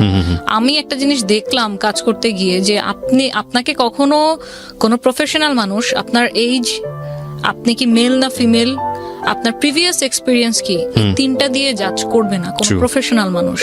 কারণ আজকে আপনি যদি আমার ক্লায়েন্ট হন, আপনি এটা দেখবেন যে আমার ইভেন্টে উনি আমাকে কি দিতে পারবে।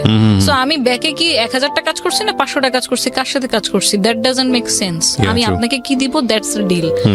সো আমি ওনাদের সাথে কাজ করতে গিয়ে সত্যিকারে মানে অনেক অনেক অনেক কিছু শিখেছি, এবং আমার লাইফের এই টার্নিং পয়েন্টটা আমি সম্পূর্ণভাবে ধন্যবাদ জানাই যে আমাকে এমনভাবে সাপোর্ট ওনারা দিয়েছে। এবং আমি যে হার্ডওয়ার্ক, ওনাদের সাথে আর্মিদের সাথে কাজ করা এত সহজ না, ওনারা প্রতিটা লেয়ারে যেভাবে কারেকশন করে, প্রত্যেকটা জিনিস যেভাবে ইঞ্চি ধরে ধরে মানে বুঝে নেয়, এটার সাথে মানে টিকে থাকাটা আমি মনে করি যে আমার ভিতরে আল্লাহ অন্য কোনো কিছু হয়তো দিয়ে দিয়েছে। কারণ আমি আমার সমগোত্রেরই অনেক কলিগকে দেখেছি সেনাবাহিনী বিভিন্ন লেডিস ক্লাবে প্রোগ্রাম করেছে, কিন্তু যখন এই বারবার কারেকশন গুলো আসে না, লাস্ট মোমেন্টে যখন 11th আওয়ারে কারেকশন আসে, এই কাপড়টা ভালো লাগছে না, কাপড়ের এই কালারটা চেঞ্জ করে দেন, তখন আমাদের মাথা নষ্ট, কি করব, রিসোর্স তো এখানে নাই। তো আমি যেহেতু হ্যাবিচুয়েটেড, তো আমার মনে হয় যে আমি একটা ব্লেসিং, আমি এটা নিয়েই আগাতে চাই, এটা নিয়েই সামনে করতে চাই। কি হলো মানে এই কাজগুলো আপনার পার্সোনাল লাইফের কি কি চেঞ্জেস আনলো? লাইক আমরা যতটুকু শুনেছিলাম যে আম্মু যখন সিক ছিল 2014-এ, যদি একটু বলি, তো 2014-এর মার্চ মাসে, মে মাসের 6 তারিখে আম্মু কিন্তু মারা যায়। মারা যাওয়ার আগে যা যা আমরা ডিফিকাল্টিস ফেস করেছি তা আসলে আমি আপনার সাথে একটা না রিকভারি করেনি, এটা একটা প্রোগ্রামে বলে শেষও করা যাবে না আর বোঝানো যাবে না। আমাকে যদি বলেন যে আপনার লাইফের যদি কয়েকটা আপনার থেকে থাকে যে ইনকমপ্লিটনেস একটা বলেন, আমি সেই নাম্বার 1-এ বলবো যে আম্মু যখন তাকে হসপিটালে ভর্তি করলাম, যে না বাসায় কন্ট্রোল করা যাচ্ছে না, বাসায় উনি অনেক বেশি হাইপার হয়ে যাচ্ছে, এবং উনি খাওয়া দাওয়া করছে না বলে ডিহাইড্রেশনে ওনার ঠোঁট কালো হয়ে গেছে। এখন যদি আমি ইমিডিয়েটলি ওনাকে স্যালাইন না দিই, আমিও আমাকে বাঁচাতে পারবো না।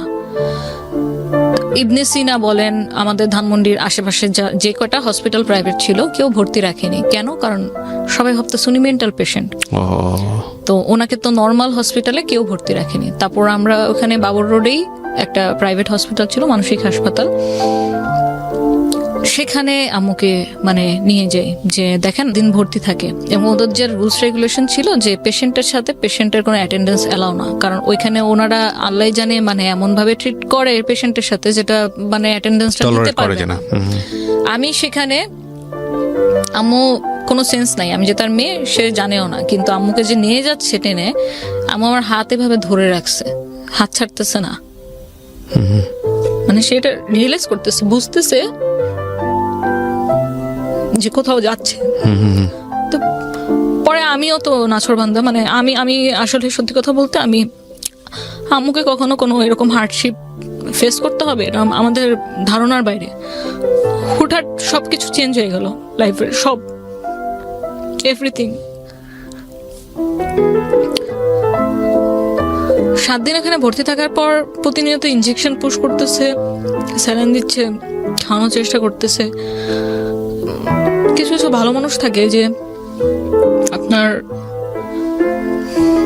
মারা যাওয়ার আগে খুব ভালো ভালো কথা বলেন, ভালো মেমোরিগুলো দিয়ে যায় যাদেরকে রেখে যায়।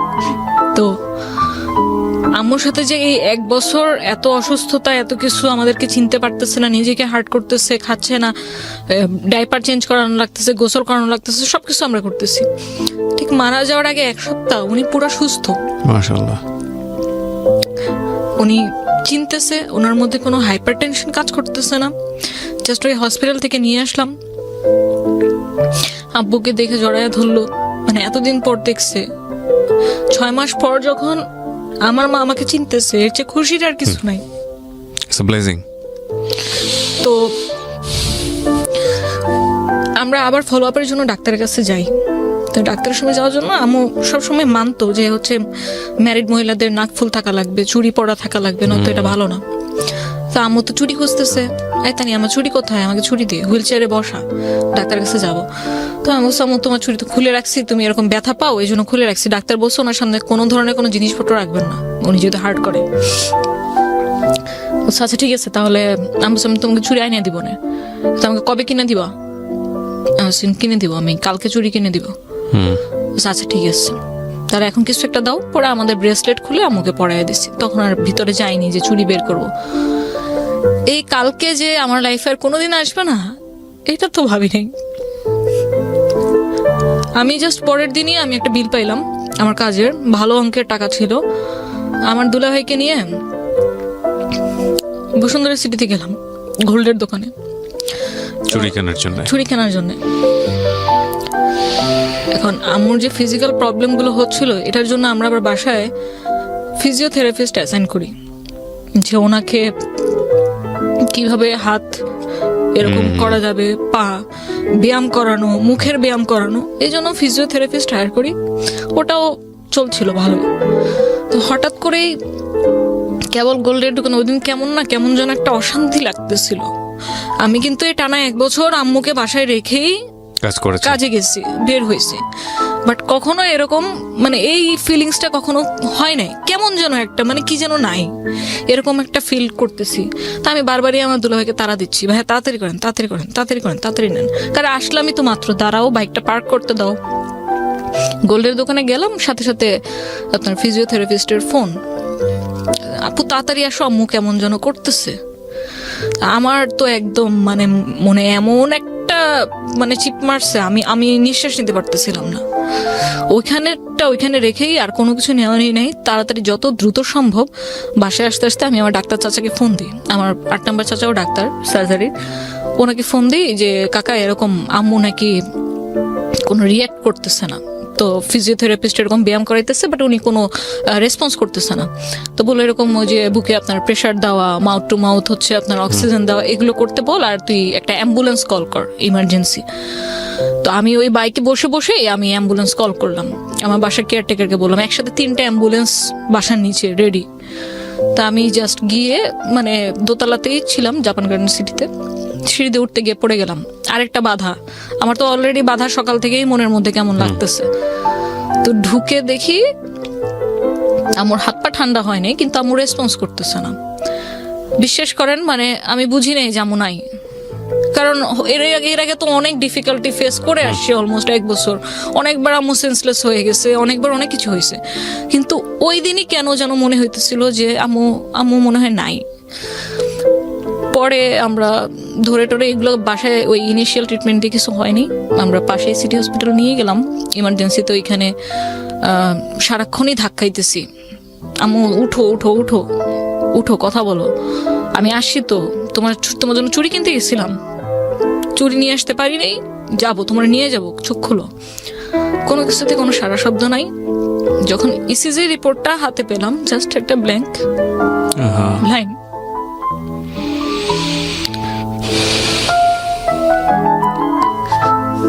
আই এম রিয়েলি সরি যে আপনাকে এরকম একটা মোমেন্টের মধ্যে দিয়ে নিয়ে যাচ্ছি।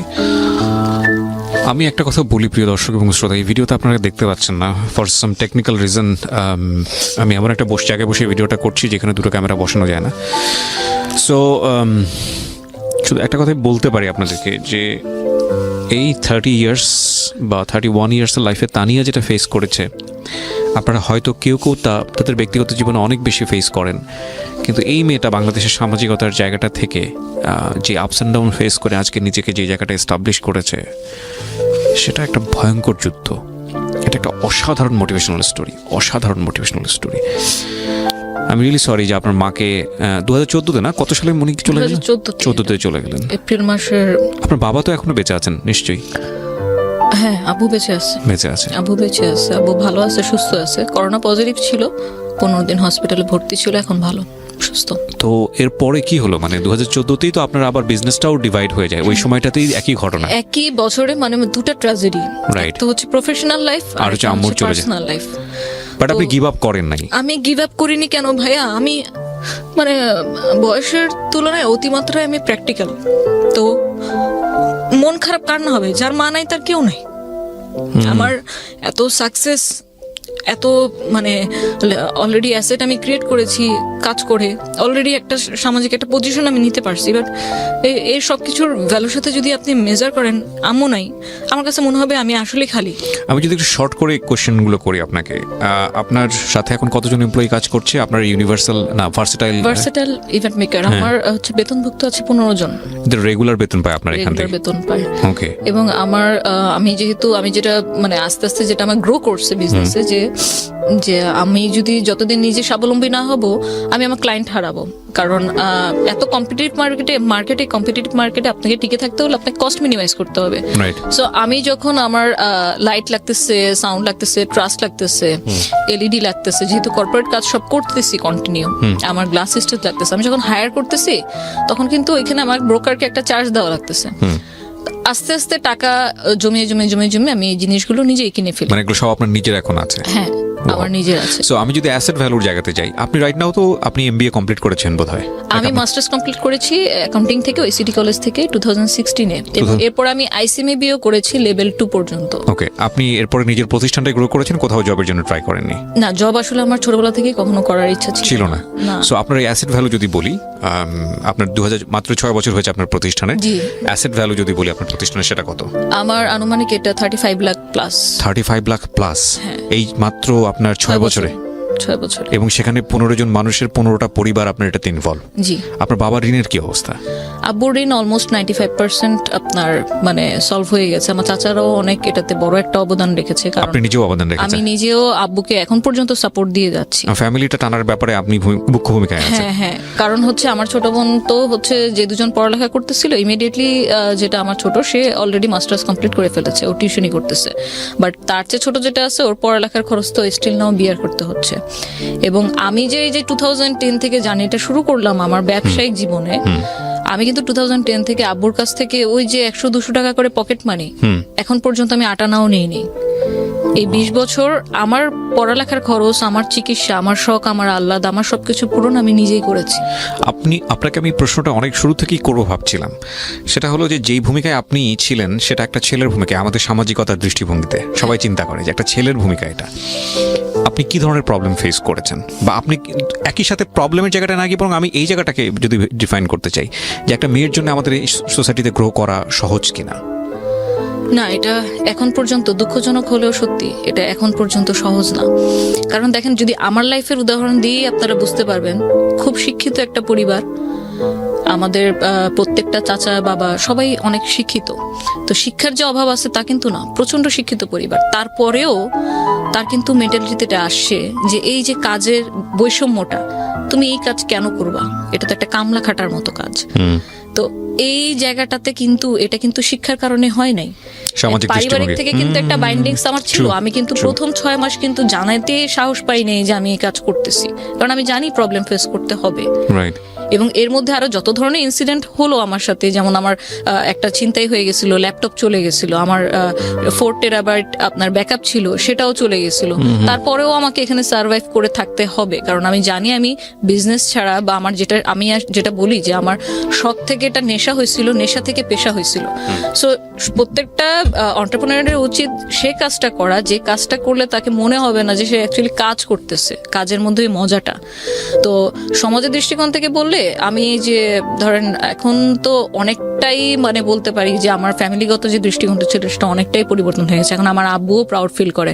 আমি যখন ফোন করে বলি, আব্বু আমার প্রোগ্রামে মাননীয় রাষ্ট্রপতি এসেছেন, লাইভ যাচ্ছে বিটিভিতে, তুমি দেখো, এটা বলতে আমার যতটা না ভালো লাগে, ওটা কিন্তু আমার ফ্যামিলি মেম্বারদের দেখতে আমার চেয়ে বেশি ভালো লাগে। আমি কোথাও ওয়েবিনার করছি, কোথাও ইন্টারভিউ দিচ্ছি, সেটার সাথে সাথে যখন লিঙ্কটা দেই, ওনারাই কিন্তু আগে দেখতেছে, ওনারা সাপোর্ট দিচ্ছে। কিন্তু পাশাপাশি যদি একটা কথা বলি, দেখেন আমি যখন অসহায় ছিলাম, আমার যখন দরকার ছিল কোনো একটা মানে আমার কাঁধে হাত রাখার মতো মানুষ, যেহেতু আমার ফ্যামিলিতে এতগুলো বিজনেস পার্সন আছে, আমার ফ্রেন্ড সার্কেলে এত এত মানুষ আছে, তারা যদি আমাকে শুরু থেকে মানে সাপোর্টটা দিত, আমার কিন্তু এই 10 বছর কিন্তু আমার এই টানাপোড়াটা লাগতো না। তা আসলে কিন্তু সবকিছু ফ্যামিলি থেকে আগে আসা উচিত, পরে তো আমি সমাজে চিন্তা করব। আমি এক্ষেত্রে একটু ডিফারেন্ট এই কারণে, অনেকেই আমার জায়গায় হলে থেমে যেত যে না, আব্বু চাচ্ছে না, আব্বু এটা পছন্দ করেন, আমি করব না। আমি অনেক কিছুই আব্বুর কারণে স্যাক্রিফাইস করেছি, যেমন বলেছি যে আমি এখন পর্যন্ত হচ্ছে আমি ফটোগ্রাফিটা আমি স্যাক্রিফাইস করলাম। তারপর আমি কখনো আমার সবসময় চেষ্টা করেছি যে ফিমেল ফ্রেন্ড সার্কেল মেনটেন করার, সেফটি সিকিউরিটি পারপাসে। তো সবকিছুর ক্ষেত্রে আমি ঠিক আছি, মেনেছি তার কথা। কিন্তু যেদিকে আমি দেখবো যে না, এই ভিউগুলো চেঞ্জ হওয়া উচিত আস্তে আস্তে, যে শুধুমাত্র একটা ছেলের ওপর একটা ফ্যামিলি ডিপেন্ড করে না, সেখানে আপনি কোনো কম্প্রোমাইজ করেন না। আমি সেই জায়গাটাতে কোনো কম্প্রোমাইজ, ঠিক এই জায়গাটা থেকেই আমি যদি একটা পরামর্শ চাই, আমাদের যারা শ্রোতা থাকলেন, অসংখ্য মেয়েরা দেখেন এখানে, আমি জানি আমার এই কন্টেন্টটা মিলিয়ন ভিউ হবে। আপনি কি বলবেন, একটা মেয়েকে যদি নিজের পায়ে দাঁড়াতে হয়, একটা মেয়ে শুধু নিজে চলবে না, তার পরিবারকে ক্যারি করার মতো যোগ্যতা রাখে, সেটা আপনার ভিডিওতে আপনি আপনার বক্তব্যে প্রমাণ পেয়েছে, আপনি তাকে কি পরামর্শ দিতে চাইবেন? কোন এনার্জি নিয়ে আসলে মাঠে নামতে হবে? দেখুন, আমরা অনেক বড় বড় ফেমাস মানুষরাও অনেক কন্টেন্ট বানায়, অনেক ভিডিও বানায় মোটিভেশনের উপর। এই যে মোটিভেশনের উপর ভিডিওগুলো বানায় না, এই যে বলতেছে তার নিজেরও তো একটা মোটিভেশনের দরকার আছে, যেটা আমার ক্ষেত্রে হয়েছে যে সেলফ মোটিভেশন। প্রত্যেকটা মানুষ, এটা আমি শুধু মেয়েদের ক্ষেত্রে বলবো না, ছেলে মেয়ে সবার ক্ষেত্রে বলবো, যে প্রত্যেকটা মানুষ যদি প্রতিদিন রেগুলারলি আপনার 10 বা 15 মিনিট সময়, সেটা সকালে রাত্রে যে কোনো পছন্দময় ফ্রি টাইমে সেলফ মোটিভেশন কে নিয়ে যদি একটু ভাবি যে আমার লাইফে অনেক মানুষের, প্রত্যেকটা মানুষের লাইফে, আমার লাইফ যারা দেখছে, আপনি আছেন, প্রত্যেকটা মানুষের লাইফে যার অবস্থান থেকে অনেক সমস্যা আছে। সমস্যা তো থাকবেই, কিন্তু এই সমস্যা যে পরবর্তীতে আরো বাড়বে না এর যেমন কোনো গ্যারান্টি নেই। আমি চেষ্টা করলে সেই সমস্যাটা যে আরো কমাতে পারবো না এরও কিন্তু কোনো গ্যারান্টি নেই। সো চেষ্টা সবসময় থাকতে হবে। আমি যেটা মনে করি, আমি যদি ভাবতাম আমি একটা মেয়ে মানুষ, আমার তেমন কোনো একটা টাকা নাই, আমি করব, আমার কোনো সাপোর্ট নাই, আমি কি করব, মানে আমি কি কারো কাছে জবের জন্য অ্যাপ্লাই করব, না কাউকে যা বলবো যে আমাকে বিজনেস করার জন্য টাকা লোন দেন, আমি এগুলো কোনো কিছুই করিনি। কেন করিনি?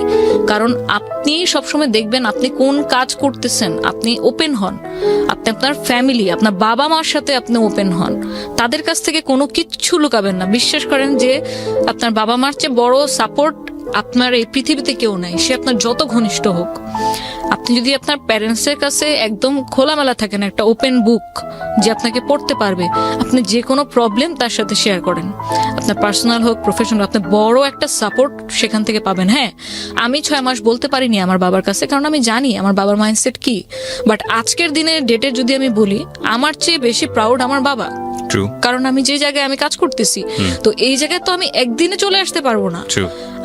আমি তানিয়া যদি 2010 সালে সেই 22,000 টাকা ইনভেস্টমেন্ট নিয়ে আমি সিনেমাতে যেতাম, আমি হয়তো ক্যান্টনমেন্টে গেট দিয়ে ঢুকতে পারতাম না। আমার পরিচয় কি? এখন আমি যে কোনো গেট দিয়ে আমার access allow. Even not only Dhaka cantonment, আমি ঢাকার বাইরে অনেক ক্যান্টনমেন্টে কাজ করতেছি। তো এই জিনিসগুলো কিন্তু ধাপে ধাপে ধাপে ধাপে আসছে।